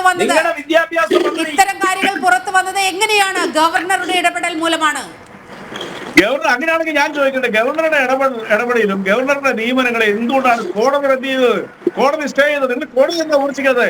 കേരളത്തിലെ കോടതി 9 തവണ സ്റ്റേ കൊടുത്തില്ലേ? ബഹുമാനപ്പെട്ട ശശികുമാർ സാർ ചോദിച്ചു നോക്കിയേ, എന്തുകൊണ്ടാണ്? ശശികുമാർ, അങ്ങേക്ക് ഇക്കാര്യത്തിൽ വ്യക്തമായ ഒരു മറുപടി പറയാൻ കഴിയുമെന്ന് പ്രതീക്ഷിക്കുന്നു. ഞാന് റജി പറയുന്നത്, കോടതി പോയി കേസ് കൊടുക്കുമ്പോൾ തൽക്കാലം കോടതി സ്റ്റേ ചെയ്യും, അത് സ്വാഭാവികമാണ്, പല കോടതിയിൽ ചെയ്യാറുണ്ട്. പക്ഷേ സ്റ്റേ ചെയ്തതിൽ എത്ര എണ്ണം തിരിച്ചു വന്നു? സിസ തോമസിന്റെ കേസ് വരെ ആദ്യം സ്റ്റേ ചെയ്തിരുന്നു. അവസാനം എന്താ പറഞ്ഞത്?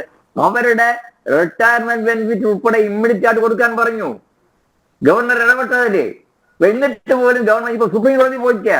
കാരണം സുപ്രീം കോടതി പോയാൽ സർക്കാരിന് പൈസ ഉണ്ടല്ലോ. സുപ്രീം കോടതി പോയി സുപ്രീം കോടതി എടുത്ത് കളഞ്ഞു. ഇപ്പൊ റിവ്യൂ പെറ്റീഷൻ കൊടുത്തേക്കാ. അപ്പൊ ഗവർണർ ചെയ്ത് ശരിയോ തെറ്റോ? അപ്പൊ ഗവർണർ നോമിനേഷൻ നടത്തുമ്പോൾ കോടതി പോകുന്നു, അവർ തടയുന്നു. തടഞ്ഞു കഴിയുമ്പോൾ അവസാനം റിസൾട്ട് വരുന്നത് ഗവർണർക്ക് അനുകൂലമായി. ഇപ്പൊ വന്നില്ല. റെജി പറഞ്ഞു ഒരു കാര്യം ശരിയാ. BJPയുടെ 4 വിദ്യാർത്ഥികളെ നോമിനേറ്റ് ചെയ്ത് കേരളം ഞാൻ നോക്കിയത് ആകെ 4 വിദ്യാർത്ഥികളുടെ നോമിനേഷൻ കോടതി തടഞ്ഞു. തടയട്ടെ, അത് അവര് മെറ്റില്ല എന്ന് പറഞ്ഞാൽ തടയട്ടെ, നമുക്കെന്താ കുഴപ്പം? ഗവർണർ പറയും തടഞ്ഞാൽ പുതിയ ആളിനെ എടുത്തോളാൻ പറഞ്ഞു. അപ്പോൾ ഗവർണർ നിയമിച്ച ആൾക്കാര് BJPക്കാരാണ് അല്ലെ RSകാരാണെന്ന് പറഞ്ഞാൽ CPIക്കാർക്ക് നിയമിക്കാവോ? കോൺഗ്രസ് നിയമിക്കുമ്പോൾ ആരെങ്കിലും ഏതെങ്കിലും സംഘടനപ്പെട്ട ആളായിരിക്കും. ഇത് ആക്ഷേപ പറയുന്ന ആൾക്കാരെ, ആക്ഷേപയുടെ കുറെ ക്രിമിനൽ സംഘങ്ങളെ സർവകലാശാല മുഴുവൻ നിയമിക്കുമെന്ന് പറഞ്ഞാൽ അതിവിടെ നടക്കത്തില്ല. അതിനെതിരായിട്ട് ഏത് ഗവർണർ കൂടെ വന്നാലും ഞാൻ കൂടെ നിൽക്കും. ഒരു കാര്യം കൂടെ പറയട്ടെ, ഇവിടെ നമ്മുടെ ജസ്റ്റിസ് സദാശിവത്തിനെ മഹത്വവൽക്കരിച്ചുകൊണ്ട് സംസാരിച്ചു. ഞാൻ അദ്ദേഹത്തെ മോശക്കാരനായിട്ട് കാണുകയല്ല, പഴയ ഒരു ഇന്ത്യയുടെ ചീഫ് ജസ്റ്റിസ് ആയിരുന്നു. പക്ഷെ അദ്ദേഹത്തെ നേരിട്ട് ഞങ്ങൾ കണ്ടിട്ടുള്ളതാണ്. ശിവരഞ്ജ് ഉൾപ്പെടെയുള്ള കേരള നമ്മുടെ യൂണിവേഴ്സിറ്റിക്ക് നിന്നുള്ള കുത്തുകേസ് നടന്നപ്പോൾ അവിടെ അനഘ എന്ന പെൺകുട്ടിയെ കൈത്തണ്ട് മുറിച്ച് ആത്മഹത്യക്ക് ശ്രമിക്കേണ്ട വന്നപ്പോൾ അവിടെ PH നിങ്ങൾക്കെല്ലാം ഓർമ്മ കാണും, PSCയിൽ പോലീസിലേക്ക് 1, 2, 3 റാങ്കുകൾ വാങ്ങിച്ച കഥ. ആ സമയത്ത് നടന്ന കത്തിക്കുത്ത്, ഈ കുട്ടിയുടെ ആത്മഹത്യാശ്രമം, ഈ കാര്യങ്ങളെല്ലാം കൂടി ഞങ്ങൾ നമ്മുടെ ഈ ഗവർണർ സദാശിവം ചെന്ന് കണ്ടപ്പോൾ പറഞ്ഞത്, ഞാൻ ഗവൺമെന്റുമായിട്ട് ആലോചിക്കാം, നിങ്ങളുമായിട്ട് നേരിട്ട്. ഞാൻ ഒരു സാറി ചാൻസലർ ഓഫ് ദ യൂണിവേഴ്സിറ്റിയാണ് ഇടപെടണമെന്ന് പറഞ്ഞപ്പോൾ അവിടെയാണ് ഞാൻ സദാശിവത്തിലും ആരിഫ് മുഹമ്മദ് ഖാനുള്ള വ്യത്യാസം കണ്ടത്. സദാശിവം ആ രീതി പെരുമാറിയിരുന്നെങ്കിൽ അദ്ദേഹത്തിന് യാത്രയപ്പ് കിട്ടില്ലായിരുന്നു. അങ്ങനെ ഗവൺമെന്റിന്റെ റബ്ബർ സ്റ്റാമ്പായിട്ടിരിക്കുന്ന വൈസ് ചാൻസലർമാരെ പോലെ ഗവൺമെന്റിന്റെ റബ്ബർ സ്റ്റാമ്പായിരിക്കുന്ന ഒരു ചാൻസലർ വേണമെന്ന് വെച്ചപ്പോൾ അതിനെതിരായിട്ട് നിന്നപ്പോഴാണ് ചാൻസലർ തന്നെ ഗവർണർ സ്ഥാനത്ത് മാറ്റാൻ തീരുമാനിച്ചത്. എന്നിട്ട് ഒരു ഉദാഹരണം കൂടെ ഞാൻ പറയാം. കലാമണ്ഡലത്തിലെ അവർ ഗവർണർ മാറ്റിയല്ലോ, പകരം മല്ലിക സാരാഭായിയെ വെച്ചല്ലോ. അവര് 3 ലക്ഷം രൂപ പ്രതിമാസം ശമ്പളം ചോദിക്കുക. അതാണ് അവരവിടെ വരുന്നില്ല. ഇവർ ചാൻസലർക്കാരിന് ശമ്പളം കൊടുക്കാറില്ല. ആ സമയത്താണ് അവിടുത്തെ അധ്യാപകരെ മുഴുവൻ പിരിച്ചുവിട്ടുകൊണ്ടുള്ള ഒരു ഉത്തരവ് വരുന്നത്. അതെ, ഇപ്പൊ എന്താ അവിടെ ശമ്പളം കൊടുക്കാൻ പണമില്ല. പക്ഷേ മല്ലിക സാരാഭായിക്ക് 3 ലക്ഷം രൂപ വീതം കൊടുക്കാൻ ഈ സർക്കാരിന്റെ കയ്യിൽ പണമുണ്ട്. അപ്പോൾ ഈ സർക്കാർ ആർക്കു വേണ്ടിയാണ് നിലകൊള്ളുന്നത് എന്ന ചോദ്യം, ഗവർണർ അതിലെടുത്ത നിലപാട്, അതൊക്കെ തന്നെയാണ് ഇപ്പോഴും ചർച്ച ചെയ്യപ്പെടുന്നത്. ശ്രീ മോഹൻ വർഗീസിലേക്കാണ് പോകുന്നത്. മോഹൻ വർഗീസ്, ഈ 5 വർഷത്തെ ഒരു യുദ്ധത്തിന് ശേഷം, സർക്കാരുമായുള്ള പോരിന് ശേഷം, അങ്ങനെയാണല്ലോ വിശേഷിപ്പിക്കപ്പെടുന്നത്, ആരിഫ് മുഹമ്മദ് ഖാൻ പടിയിറങ്ങിയിരിക്കുകയാണ്. പകരം ആർലേക്കർ വരികയാണ്. 2-ാം തീയതി സത്യപ്രതിജ്ഞ ചെയ്ത് അദ്ദേഹം കേരളത്തിൻ്റെ പുതിയ ഗവർണറായി ചുമതലയേൽക്കും എന്നതാണ് നമ്മുടെ മുന്നിൽ ഉള്ള ഒരു വസ്തുത. ഈ സർക്കാരിനെ സംബന്ധിച്ച് ഇതുവരെയുള്ള അനുഭവങ്ങൾ മുൻനിർത്തി ഒരു രാഷ്ട്രീയ നിരീക്ഷകൻ എന്ന നിലയിൽ പുതിയ ഗവർണറെയും ഇവർ എങ്ങനെയാണ് കൈകാര്യം ചെയ്യാൻ പോകുക? ഗവർണർ എന്ന ഭരണഘടനാ സ്ഥാപനത്തോടുള്ള ഒരു സമീപനമാണ് ഇവിടെ നമ്മൾ നോക്കിക്കാണേണ്ടത്. യഥാർത്ഥത്തിൽ ആരിഫ് മുഹമ്മദ് ഖാൻ എന്ന വ്യക്തിയാണ് ടാർഗറ്റ് ചെയ്തത്. പക്ഷേ അദ്ദേഹം എടുത്ത ചില നിലപാടുകൾ ഇപ്പോഴും പ്രസക്തം തന്നെയാണ്. അതൊരു പക്ഷേ അടുത്ത ഗവർണർ ഇനി വരാനിരിക്കുന്ന ആർലേക്കർ ഒരുപക്ഷെ ആ നിലപാടുകളുമായി മുന്നോട്ട് പോയേക്കാം. ആ വിഷയങ്ങൾ അവസാനിക്കുന്നില്ല. കാരണം സർവകലാശാലാ തലത്തിൽ നിയമനങ്ങളുടെ കാര്യത്തിൽ സുതാര്യതയില്ല എങ്കിൽ വൈസ് ചാൻസലർ നിയമനവുമായിട്ട് ബന്ധപ്പെട്ട വിഷയങ്ങളുണ്ടെങ്കിൽ അത് പരിഹരിച്ചു പോകേണ്ടതാണ്. അപ്പോൾ അതിനൊരു രാഷ്ട്രീയ ഇച്ഛാശക്തി ഭരണകൂടത്തിൻ്റെ ഭാഗത്തു നിന്ന് ഉണ്ടാകേണ്ടതാണ്. നോക്കൂ, കഴിഞ്ഞ governor out going governor Arif Mohammad Khan ഒരു ത്രിതല പോരാട്ടമാണ് തുടങ്ങി വെച്ചത്. ആ ത്രിതല പോരാട്ടത്തിൽ ആദ്യത്തെ തലമെന്ന് പറയുന്നത് ഒരു ലെജിസ്ലേറ്റീവ് ഒരു കോൺഫ്ലിക്റ്റാണ്.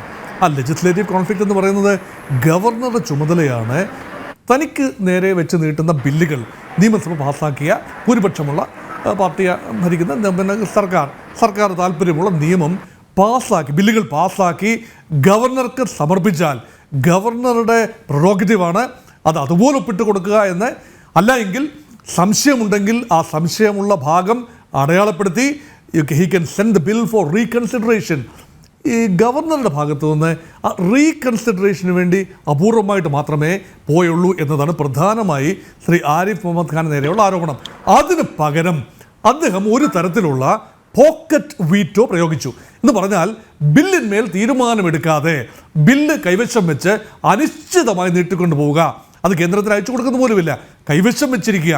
അമേരിക്കയിലൊക്കെയുള്ള പോക്കറ്റ് വീറ്റോ പോലെയൊരു സംവിധാനം ഇന്ത്യയിൽ ഇല്ലാത്തതാണ്. പക്ഷേ അതിൻ്റെ പ്രയോജനം, അതിൻ്റെ ഫലം ലഭിക്കത്തക്ക രീതിയിൽ ഗവർണർ ഇത് തടസ്സപ്പെടുത്തി. അങ്ങനെ ഒരു ലെജിസ്ലേറ്റീവ് ഡെഡ്ലോക്ക് ഉണ്ടായി എന്ന രീതിയിലാണ് ഗവർണർ ആരിഫ് മുഹമ്മദ് ഖാനെതിരെയുള്ള പരാതി പ്രധാനമായും ഉണ്ടാകുന്നത്. രണ്ടാമത്തെ ഒരു തലമെന്ന് പറഞ്ഞ എക്സിക്യൂട്ടീവാണ്. അവിടെ നിയമനങ്ങളാണ്, സർക്കാർ നടത്തുന്ന നിയമനങ്ങൾ. ആ നിയമനങ്ങൾ ഭരണഘടനാപരമാണോ എന്ന് പരിശോധിക്കേണ്ട കോടതിയാണ്. പക്ഷേ അവിടെ വരെ എത്തുന്നതിന് മുൻപ് തന്നെ അതിൻ്റെ ഔചിത്യബോധം ചൂണ്ടിക്കാട്ടുക, അത് തീർച്ചയായും ഗവർണർക്ക് ചെയ്യാവുന്നൊരു കാര്യമാണ്. ഗവർണർ സ്ക്രൂട്ടണിക്ക് വിധേയമാണ്. കാരണം അദ്ദേഹമാണല്ലോ ചാൻസലർ. അദ്ദേഹത്തെ ചാൻസലർ ആക്കിയിരിക്കുന്നത് അദ്ദേഹത്തിൻ്റെ ഹിതപ്രകാരമല്ലല്ലോ, അത് സ്റ്റാറ്റ്യൂട്ട് അനുസരിച്ച് നിയമപ്രകാരമുള്ള കാര്യമല്ലേ. അവിടെ അദ്ദേഹം അതിനകത്തുള്ള പരിശോധന നടത്തി. അപ്പോൾ അവിടെയും എക്സിക്യൂട്ടീവ് തലത്തിൽ കോൺഫ്ലിക്റ്റ് ഉണ്ടായി. അത് മൂന്നാമത്തെ തലത്തിലേക്ക് സ്പിൽ ഓവറാണ്. അപ്പോൾ കോടതിയിലേക്ക് ഇത് പോകുന്നത് ഒരു സ്പിൽ ഓവർ ഇഫക്റ്റാണ്. അപ്പോൾ ആ ഒരു സ്പിൽ ഓവർ ഇഫക്റ്റിൽ പലപ്പോഴും ഭരണകൂടത്തിനും ഗവർണർക്കും തിരിച്ചടി ഉണ്ടായ ഒരു സമനിലയിൽ പിരിയുന്ന കാഴ്ചയാണ്. പക്ഷേ ഇവിടെ വ്യത്യസ്തനായ ഗവർണറായി മാറുന്നത്, നമുക്ക് അടുത്ത ഗവർണറിലേക്ക് വരാം. പക്ഷേ ഈ ഗവർണർ, ഔട്ട് ഗോയിങ് ഗവർണർ വ്യത്യസ്തനായത് നാലാമത്തെ ഒരു തലത്തിലേക്ക് പോയി. അത് ഫോർത്ത് എസ്റ്റേറ്റിലേക്ക് പോയി. ലെജിസ്ലേച്ചർ, എക്സിക്യൂട്ടീവ്, ജുഡീഷ്യറിയും കടന്നിട്ട് അത് പൊതുജന സമക്ഷം അത് മാധ്യമങ്ങളിലൂടെ തനിക്ക് പറയാനുള്ളത് മാധ്യമങ്ങളിലൂടെ പറഞ്ഞപ്പോൾ അദ്ദേഹത്തിന് ബൊക്കെയ്സ് ആൻഡ് ബ്രിക്ക് ബാറ്റ്സ് ലഭിച്ചു.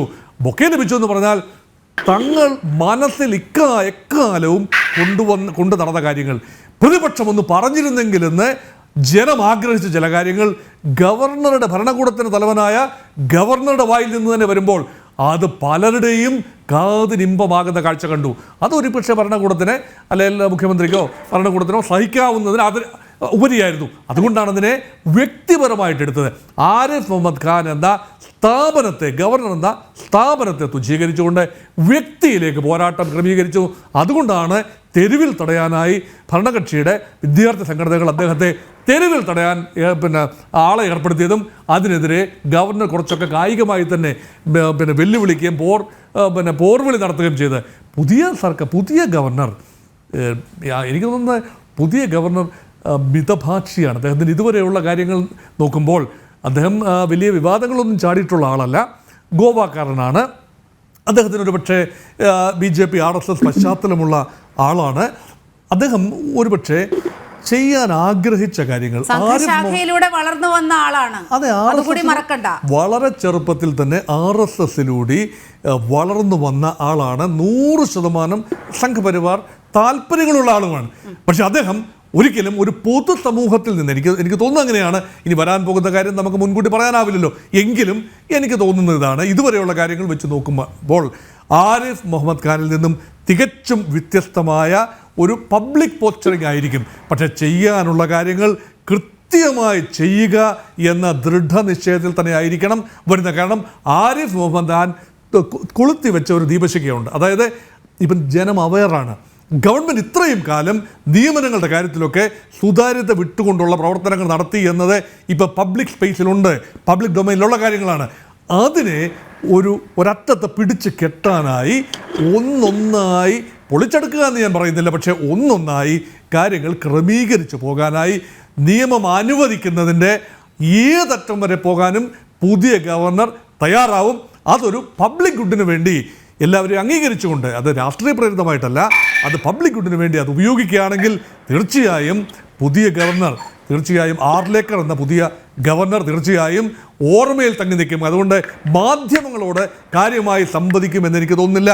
ഇദ്ദേഹം എല്ലാ ദിവസവും തന്നെ പത്രസമ്മേളനം വിളിച്ച് സംവദിക്കുന്ന പോലെ അതൊക്കെ ഒരു എക്സസസ് ആണ്, ഒരു വ്യക്തിയുടെ പ്രത്യേകത മാത്രമാണ്. അത് ഗവർണർ ഓഫീസുമായി നമ്മൾ ബന്ധപ്പെടുത്തി കാണേണ്ടതല്ല. ആ ഓഫീസ് പാലിക്കേണ്ട ചില അത്യാവശ്യം ചില സോബറിറ്റി ഉണ്ട്. അതൊരു പക്ഷേ ആരിഫ് മുഹമ്മദ് ഖാൻ്റെ വ്യക്തിപരമായൊരു സവിശേഷതയാണ് പെട്ടെന്ന് പ്രതികരിക്കുക എന്നത്. അങ്ങനെയൊന്നും പ്രതികരിക്കുന്ന ആളായിരിക്കില്ല പുതിയ ഗവർണർ ആർലേക്കർ. അദ്ദേഹം പക്ഷേ അദ്ദേഹവുമായി ബന്ധപ്പെട്ട കാര്യങ്ങൾ വ്യക്തമായ നിലപാടുകൾ എടുക്കുകയും അത് ലോജിക്കൽ കൺക്ലൂഷനിൽ എത്തി നിൽക്കുകയും അങ്ങനെ വന്നാൽ 2 തെരഞ്ഞെടുപ്പിനെ നേരിടേണ്ടി വരും. 2 തെരഞ്ഞെടുപ്പുകൾ, നിയമസഭാ തെരഞ്ഞെടുപ്പ് വരുന്നു, അതിന് മുൻപ് ഡ്രസ് റിഹേഴ്സൽ എന്നല്ല. ഒരു കാര്യം കൂടി ഞാൻ പറഞ്ഞോട്ടെ നീലിമ, ഇവിടെ ആർലേക്കർ ഇത് പക്ക രാഷ്ട്രീയമാണ്. ഞാൻ രാഷ്ട്രീയ നിരീക്ഷകൻ എന്ന നിലയിലാണല്ലോ ഇവിടെ ഈ ചർച്ചയിൽ പങ്കെടുക്കുന്നത്. ആർലേക്കർ എന്ന വ്യക്തി ഗോവയിൽ നിന്ന് വരുന്ന ഒരാളാണ്. ഗോവയിൽ ക്രൈസ്തവ സമൂഹത്തിന് നിർണായക ഇടമുള്ള, സ്വാധീനമുള്ള, നമ്പേഴ്സുള്ള ഇടമാണ്. അവിടുത്തെ കത്തോലിക്ക സഭയുമായും ക്രൈസ്തവ വിഭാഗങ്ങളുമായും വളരെയധികം അടുത്ത ബന്ധം ഉള്ള ഒരാളാണ് ആർലേക്കർ. അങ്ങനെ ഒരാൾ കേരളത്തിലേക്ക് വരുന്നത് തികച്ചും യാദൃച്ഛികമായി കാണാനാവില്ല. ഒരു റുട്ടീൻ ട്രാൻസ്ഫർ എന്ന നിലയിൽ ബീഹാറിൽ നിന്നൊരാൾ ഇങ്ങോട്ട് വരുന്നു, ഇവിടെ നിന്നൊരാൾ ബീഹാറിലേക്ക് പോയി, ആ രീതിയിൽ തുച്ഛീകരിച്ച് കാണാൻ ഞാൻ തയ്യാറല്ല. അദ്ദേഹത്തെ ഇവിടേക്ക് നിയോഗിക്കുമ്പോൾ വ്യക്തമായി ഭാരതീയ ജനതാ പാർട്ടിക്ക് ക്രൈസ്തവ സമൂഹവുമായി ഒരു പാലം പണിയുക എന്ന ഒരു വ്യക്തമായ സുചിന്തിതമായ അജണ്ടയുണ്ട്. പ്രത്യേകിച്ച് തെരഞ്ഞെടുപ്പ് വരുമ്പോൾ ഇലക്ട്രൽ പൊളിറ്റിക്സിനെ പോലും ബാധിക്കുന്ന തരത്തിലാണ് പുതിയ ഗവർണറുടെ നിയമനം ഉണ്ടായിരിക്കുന്നത് എന്നാണ്. ശ്രീ റെജി ലൂക്കോസിലേക്കാണ് പോകുന്നത്. ആരിഫ് മുഹമ്മദ് ഖാന് പണി കിട്ടി, അദ്ദേഹത്തിന്റെ ഗവർണർ സ്ഥാനം തെറിച്ചു എന്ന ആദ്യഘട്ടങ്ങളിൽ വലിയ സന്തോഷം ഇടത് സൈബർ ഇടങ്ങളിലുണ്ടായി. പക്ഷേ ഇപ്പോൾ ഒരു പ്രേക്ഷകന്റെ ഒരു കമന്റാണ്, അണലി പോകുമ്പോൾ രാജവെമ്പാല വരുന്നു. ഭയമുണ്ടോ പുതിയ ഗവർണർ വരുമ്പോൾ ഇടതുപക്ഷത്തിന്? ഭയവുമില്ല. ജനാധിപത്യത്തിൽ വിശ്വസിക്കുന്ന ഒരു രാഷ്ട്രീയ കക്ഷിക്ക് ഒരു ഭയവുമില്ല. അതിന്റെ ഏറ്റവും പ്രധാനമുള്ള ജസ്റ്റിസ് സദാശിവം അദ്ദേഹങ്ങൾ ഭയന്നില്ല. അത്ര മാറ്റം അദ്ദേഹം തിരിച്ചുപോയി. രാജേന്ദ്ര അർലേക്കർ എന്ന് പറയുന്ന ഗോവക്കാരനായ, ഗോവയുടെ മിനിസ്റ്ററിലുണ്ടായിരുന്ന വളരെ മാന്യനായ അദ്ദേഹം സംഘപരിവാറിന്റെ പ്രോഡക്റ്റ് ആണെന്നാണ് വളരെ വ്യക്തമാണ്. അദ്ദേഹം ബീഹാർ ഗവർണറായിരുന്നു. അദ്ദേഹം ഒരു ആരിഫ് മുഹമ്മദ് ഖാൻ ആകില്ല എന്നുള്ളത് അദ്ദേഹത്തിന്റെ ചരിത്രം പഠിക്കുന്ന അല്ലെങ്കിൽ ജസ്റ്റ് ഒന്ന് ബ്രീഫ് ചെയ്യുന്ന ആർക്കും അറിയാം. പക്ഷെ അദ്ദേഹം യൂണിവേഴ്സിറ്റിയിലൊക്കെ ഇടപെട്ടിട്ടുണ്ട്, അത് വേറെ ഇതാ. അങ്ങനെ ഉണ്ടാകുന്നില്ല. അങ്ങനെയൊന്നും കേരളത്തിലെ അല്ലെങ്കിൽ ഇന്ത്യയിലെ ഗവർണർമാർക്കും തമിഴ്നാട് ഗവർണർ നിരന്തരമായ ഏറ്റുമുട്ടലുകളും യുക്തിക്ക് നിരക്കാത്ത രീതിയിലുള്ള വിചിത്രമായ കാര്യങ്ങൾ പ്രസംഗത്തിലൂടെ പറയുന്ന വ്യക്തിയാണ് ഈ പറഞ്ഞ തമിഴ്നാട് ഗവർണർ. കഴിഞ്ഞ 8 മാസമായിട്ട് വാ തുറക്കുന്നില്ല. എന്റെ കാരണം ഞാൻ പ്രത്യേകം പറയേണ്ട കാര്യമില്ലോ. ഇനി ബഹുമാനപ്പെട്ട ആരിഫ് മുഹമ്മദ് ഖാന്റെ ജനാധിപത്യത്തിനോടുള്ള കൂറില്ലായ്മയെ കുറിച്ചും പ്രതിബദ്ധതയില്ലായ്മയെ കുറിച്ചും ഉദാഹരണം ഞാൻ പറയാം. അദ്ദേഹം സർക്കാരുമായിട്ട് ഏറ്റുമുട്ടുന്ന കാലത്ത് 1 വർഷം മുമ്പ് എറണാകുളത്തെ ഗസ്റ്റ് ഹൗസിൽ വെച്ചൊരു പത്രസമ്മേളനം പത്രക്കാരെ വിളിച്ചുകൂടി. അദ്ദേഹം വിളിച്ചിട്ട് അദ്ദേഹത്തിന്റെ പ്രൈവറ്റ് സെക്രട്ടറി വിളിച്ചിട്ടാണ് പത്രക്കാരോട് എടുക്കുന്നത്. അപ്പോൾ അദ്ദേഹം കലിതുള്ളി പറഞ്ഞൊരു വാക്കുണ്ട്, നിങ്ങൾക്ക് ഉടുപ്പുണ്ടെങ്കിൽ അത് അംഗീകരിക്കും, അല്ലെങ്കിൽ നിങ്ങൾ അംഗീകരിക്കണ്ട. എന്താ പറഞ്ഞതയോ? 2 മാധ്യമങ്ങളുടെ പേരെടുത്ത് പറഞ്ഞു, മീഡിയ 1 കൈരളി ഇവിടെ ഉണ്ടെന്നുണ്ടെങ്കിൽ get out from by press conference എന്ന് പറഞ്ഞു 2 തവണ. അങ്ങനെ മാധ്യമങ്ങളെ ഗെറ്റ് ഔട്ട് അടിച്ചാണ്. അസഹിഷ്ണുതയുള്ള ആളാണ്. ഈ മാധ്യമങ്ങൾ തന്നെ അദ്ദേഹത്തിനെ ഈ നിരുത്തരവാദമായ പ്രവർത്തനങ്ങൾക്കെല്ലാം മൈക്ക് നീട്ടിക്കൊണ്ട് അദ്ദേഹത്തെ പ്രോത്സാഹിപ്പിച്ചു. ഇപ്പോൾ മാധ്യമങ്ങളോട് കടക്കുപുറത്ത് എന്ന് പറഞ്ഞ മുഖ്യമന്ത്രിയുണ്ട് നമ്മുടെ നാട്ടിൽ. ആ ചോദ്യം വരുന്നത് പ്രതീക്ഷ തന്നെ പറഞ്ഞത്. ആ ചോദ്യത്തിന്റെ പ്രസക്തി അവിടെ കേൾക്കൂ. അവിടെ എന്നോട് മാത്രം എന്താ പക്ക ബോറ അങ്ങനെ ചോദിക്കുന്നത്. കാരണം അത് ഒരു ജനാധിപത്യ മര്യാദയല്ല. അവർക്ക് മാധ്യമങ്ങൾക്ക് അവിടെ പ്രവേശിച്ച് അവർ റിപ്പോർട്ടിംഗ് എല്ലാം കഴിഞ്ഞപ്പോൾ രഹസ്യമായ ഒരു കൂടിക്കാഴ്ച നടക്കേണ്ട സന്ദർഭത്തിൽ 2 വിഭാഗത്തിലുള്ള ആൾക്കാരുമായിട്ടാ പോകാതിരുന്നപ്പോഴാണ് കടക്കുപുറത്ത് കേരളത്തിലെ മുഖ്യമന്ത്രി പറഞ്ഞത്. അല്ലാണ്ട് പ്രവേശനം ഒന്നും തടഞ്ഞില്ല, അഡ്വാൻസ് ആയിട്ട് ഗെറ്റ് ഔട്ട് അടിച്ചിട്ടില്ല. അത് നിങ്ങൾ ആദ്യം മനസ്സിലാവും. നിങ്ങൾ അന്ന് മുതലേ ഈ പിണറായി വിജയൻ ഇങ്ങനെ പറയുന്നതാ. ഇനി രണ്ടാമത്തെ കാര്യം എന്ന് പറഞ്ഞത് എന്തുകൊണ്ടാണ് പിണറായി വിജയൻ അങ്ങനെ ഒരു കാര്യത്തിലൊന്നും അല്ല എടോ ഗോപാലകൃഷ്ണ എന്ന് വിളിച്ച് പത്രക്കാരെ ഒരു പ്രമുഖരായിട്ടുള്ള പത്രാധിപരെ ആക്ഷേപിച്ചില്ല. അപ്പൊ ഇത് കമ്മ്യൂണിസ്റ്റ് പാർട്ടിയുടെ ആ ശൈലി ഗവർണർ എടുക്കണമെന്നൊന്നും പറയുന്നില്ല. പക്ഷെ കേരളത്തിൽ അതുകൊണ്ടേലും നിൽക്കാൻ പറ്റുള്ളൂ എന്ന് പക്ഷെ അദ്ദേഹത്തിന് തോന്നിയിരിക്കാം. അല്ല, പ്രിയപ്പെട്ട ഗോപാലകൃഷ്ണ, ദയവായിട്ട് എന്നെ ശ്രദ്ധിക്കൂ. കാരണം വെച്ചാൽ ഞാനെന്താ നിങ്ങളുടെ ചാനല ആ അതിഥിയായിട്ടിരിക്കുന്ന എന്നോട് സംസാരിക്കാനുള്ള സ്വാതന്ത്ര്യം എനിക്ക് അനുവദിക്കേണ്ട, അതല്ലേ ഒരു മര്യാദ എന്ന് പറയുന്നത്. അങ്ങനെ ചെയ്യുന്ന താങ്കൾ വളരെ പെട്ടെന്ന് പറഞ്ഞ് അവസാനിപ്പിക്കൂ, കാരണം പെട്ടെന്ന് തന്നെ പറഞ്ഞു. സമയം പോവുകയാണ്. ഞാൻ പറഞ്ഞല്ലോ ഇന്ത്യയുടെ ചരിത്രത്തിൽ ഇത്രയധികം അതുകൊണ്ടാണ് പറഞ്ഞത് ഇപ്പോഴത്തെ ഇന്ത്യയുടെ ഉപരാഷ്ട്രപതി പശ്ചിമ ബംഗാൾ ഗവർണറായിട്ട് നിരന്തര ഏറ്റുമുട്ടലായിരുന്നു. ഒരിക്കലും അംഗീകരിക്കാതെ ഒരിക്കലും ഒരു കേന്ദ്രമന്ത്രി ബംഗാളിൽ നിന്നുള്ള ഒരു അസഹിഷ്ണുത പ്രകടിപ്പിച്ചതാണ്. അദ്ദേഹം പോലും തെരുവിലിറങ്ങി അവിടുത്തെ വിദ്യാർത്ഥികൾ വളരുന്ന തലമുറയെ കൗമാരക്കാരെ ക്രിമിനലുകളെന്ന് പറഞ്ഞുകൊണ്ട് ആക്ഷേപിച്ചിട്ടില്ല. ഒരു ഗവർണർ ഒരു യുവജന കൂട്ടായ്മയ്ക്ക് തെറ്റുപറ്റിയിട്ടുണ്ടെങ്കിൽ അവരെ റീഫോം ചെയ്ത് അവരെ റീകൺസ്ട്രക്ട് ചെയ്ത് അവരെ മനസ്സ് മാറ്റി നല്ല രീതിയിൽ ഉപദേശം കൊടുക്കേണ്ട മോട്ടിവേറ്റ് ചെയ്യേണ്ട ഒരു ഗവർണർ പദവിയിൽ ഇരിക്കുന്ന ഒരു വ്യക്തി ക്രിമിനലുകളാണെന്ന് പറഞ്ഞുകൊണ്ട് 65 മീറ്റർ അപ്പുറത്തേക്കുന്ന 4 കുട്ടികളെ ഭയന്നുകൊണ്ട് അദ്ദേഹം ചാടി ഇറങ്ങിപ്പോയി. അതായത് സെക്യൂരിറ്റി പരിവാരങ്ങളായിട്ട് വന്ന തെരുവിൽ നാടകം കളിച്ച് ഈ ഗവർണർ നിങ്ങൾ എങ്ങനെയാണ് സപ്പോർട്ട് ചെയ്തത്? അദ്ദേഹം ആ പദവിയെ ദുരുപയോഗിച്ചില്ലേ? അതേസമയം നിങ്ങൾ തന്നെ പറഞ്ഞല്ലോ 2 വർഷക്കാലം വളരെ സ്നേഹത്തിലായിരുന്നു. അങ്ങ് ക്ഷമിക്കുക. ബി രാധാകൃഷ്ണ മേനോൻ, അങ്ങനെ SFIക്കാരെ ക്രിമിനലുകൾ എന്ന് വിളിച്ചതിന് കൃത്യമായ ഒരു പശ്ചാത്തലമുണ്ട്. ഗവർണർ ഈ വിദ്യാർത്ഥികളെ ഇളക്കി വിട്ടുകൊണ്ട് ഗവർണർക്കെതിരെ കുരിശുയുദ്ധം പ്രഖ്യാപിക്കുന്ന ഒരു സർക്കാരിനെതിരെ, ആ നയങ്ങൾക്കെതിരെ പിന്നെ എങ്ങനെയാണ് പ്രതികരിക്കേണ്ടത്? ഈ ഗവർണറുടെ യാത്ര പോകുന്ന വഴിയിലോ ഗവർണറുടെ ഓഫീസിലോ അല്ലെങ്കിൽ ഗവർണർ പങ്കെടുക്കുന്ന യോഗത്തിലോ ഒക്കെ പാലിക്കേണ്ട ചില പ്രോട്ടോകോൾ ഉണ്ട് റെജി. ആ പ്രോട്ടോകോൾ അനുസരിച്ചാണെങ്കിൽ ആ വഴിയിൽ നിന്ന ഇപ്പോ ആ പെരുവഴിയിൽ അങ്ങനെ അദ്ദേഹത്തെ തടയാൻ തയ്യാറാകുമ്പോ ആ തടയുന്നവരെ നീക്കം ചെയ്യാനുള്ള ഒരു പോലീസുകാരൻ അവിടെ ഇല്ല.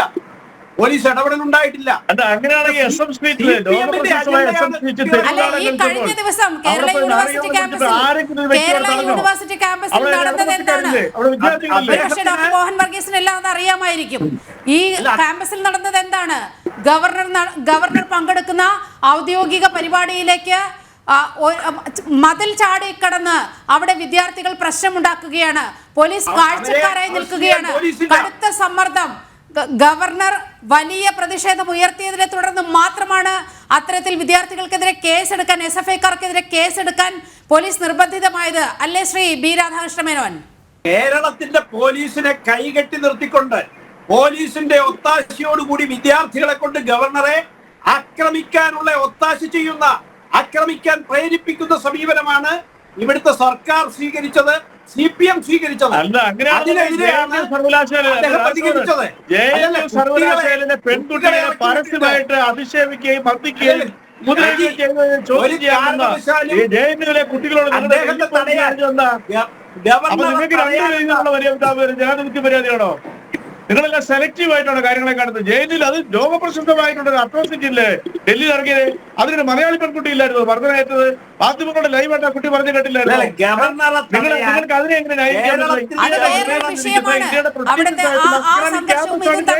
രണ്ടും രണ്ടാണ്. ഇവിടെ ഒരു ഭരണഘടനാ പദവിയിലിരിക്കുന്ന ഒരാൾക്ക് നേരെ കയ്യേറ്റം നടത്തുന്ന ശ്രമമാണ് ഉണ്ടായത്. പരസ്യമായ രീതിയിൽ പീഡനം നടത്തിയപ്പോൾ കേരളത്തിന്റെ കുട്ടികളോട് കാണിച്ച മലയാളി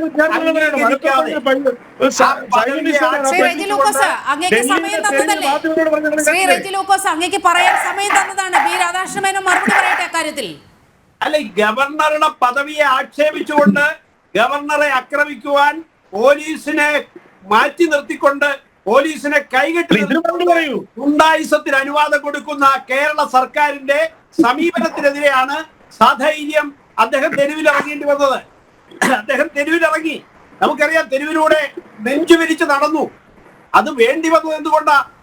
അദ്ദേഹത്തിന് ഭരണഘടനാപരമായി ലഭ്യമാക്കാൻ ബാധ്യതയുള്ള പ്രൊട്ടക്ഷൻ, പോലീസ് സംരക്ഷണം, പോലീസ് സംവിധാനം ഇതെല്ലാം പിൻവലിക്കുന്ന രീതിയിൽ, മാറ്റി നിർത്തുന്ന രീതിയിൽ അദ്ദേഹത്തെ മര്യാദ പഠിക്കും. അവിടെ തെളിവാണെന്ന് നോക്കട്ടെ. എനിക്കറിയാമോ, അദ്ദേഹം ആവശ്യമാണ് എന്ന്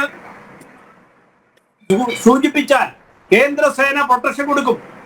അതിന് ഇടകൊടുക്കാതെ അദ്ദേഹം സധൈര്യം തെരുവിലേക്ക് ഇറങ്ങി. ഞാൻ ഇതിനെ നേരിടാൻ തയ്യാറാണ്, ജനങ്ങൾക്കൊപ്പമാണ്, കേരളത്തിലെ ജനങ്ങൾ അദ്ദേഹത്തിനൊപ്പമുണ്ട് എന്ന് അതാണ് കേരള സമൂഹത്തിൽ ഗവർണർ ആരിഫ് മുഹമ്മദ് ഖാന് കിട്ടിയ പിന്തുണ എന്നത്. ക്ലിഫ് ഹൗസിൽ ചെല്ലാൻ മടിച്ചിരുന്ന ആളുകൾ, പൂക്കോട്ടെ ആ വിദ്യാർത്ഥി സിദ്ധാർത്ഥിന്റെ മാതാപിതാക്കൾ, അട്ടപ്പാടിയിൽ കൊല്ലപ്പെട്ട മധുവിന്റെ കുടുംബം, അവരൊക്കെ നീതി തേടി ചെന്നത് ക്ലിഫ് ഹൗസിലേക്കല്ല, രാജ്ഭവനിലേക്കായിരുന്നു. ഗവർണർ ആരിഫ് മുഹമ്മദ് ഖാന്റെ അടുത്ത് ചെന്നാൽ വളരെ കൃത്യമായി നീതി കിട്ടും എന്ന് അദ്ദേഹത്തിന് ഉറപ്പായിരുന്നു. അവർക്ക് വളരെ കൃത്യമായി ഏറ്റവും നവീൻ ബാബുവിന്റെ കുടുംബത്തെ പോയി ആശ്വസിപ്പിച്ചതാരാണ്? കേരളത്തിന്റെ മുഖ്യമന്ത്രി അവിടെ എത്തിയോ? അങ്ങനെ മാനുഷിക വശങ്ങൾ ഏറെയുണ്ട് ഗവർണർ ആരിഫ് മുഹമ്മദ് ഖാന്. അദ്ദേഹത്തെ കേരളം വേണ്ടത്ര രീതിയിൽ മനസ്സിലാക്കിയോ എന്നതാണ് ഈ ജന ഡിബേറ്റ് 1.5 മണിക്കൂർ ചർച്ച ചെയ്തത്. ഈ ചർച്ച ഇവിടെ പൂർണ്ണമാകുകയാണ്. ചർച്ചയിൽ പങ്കെടുത്ത എല്ലാ അതിഥികൾക്കും വളരെയധികം നന്ദി. നമസ്തേ.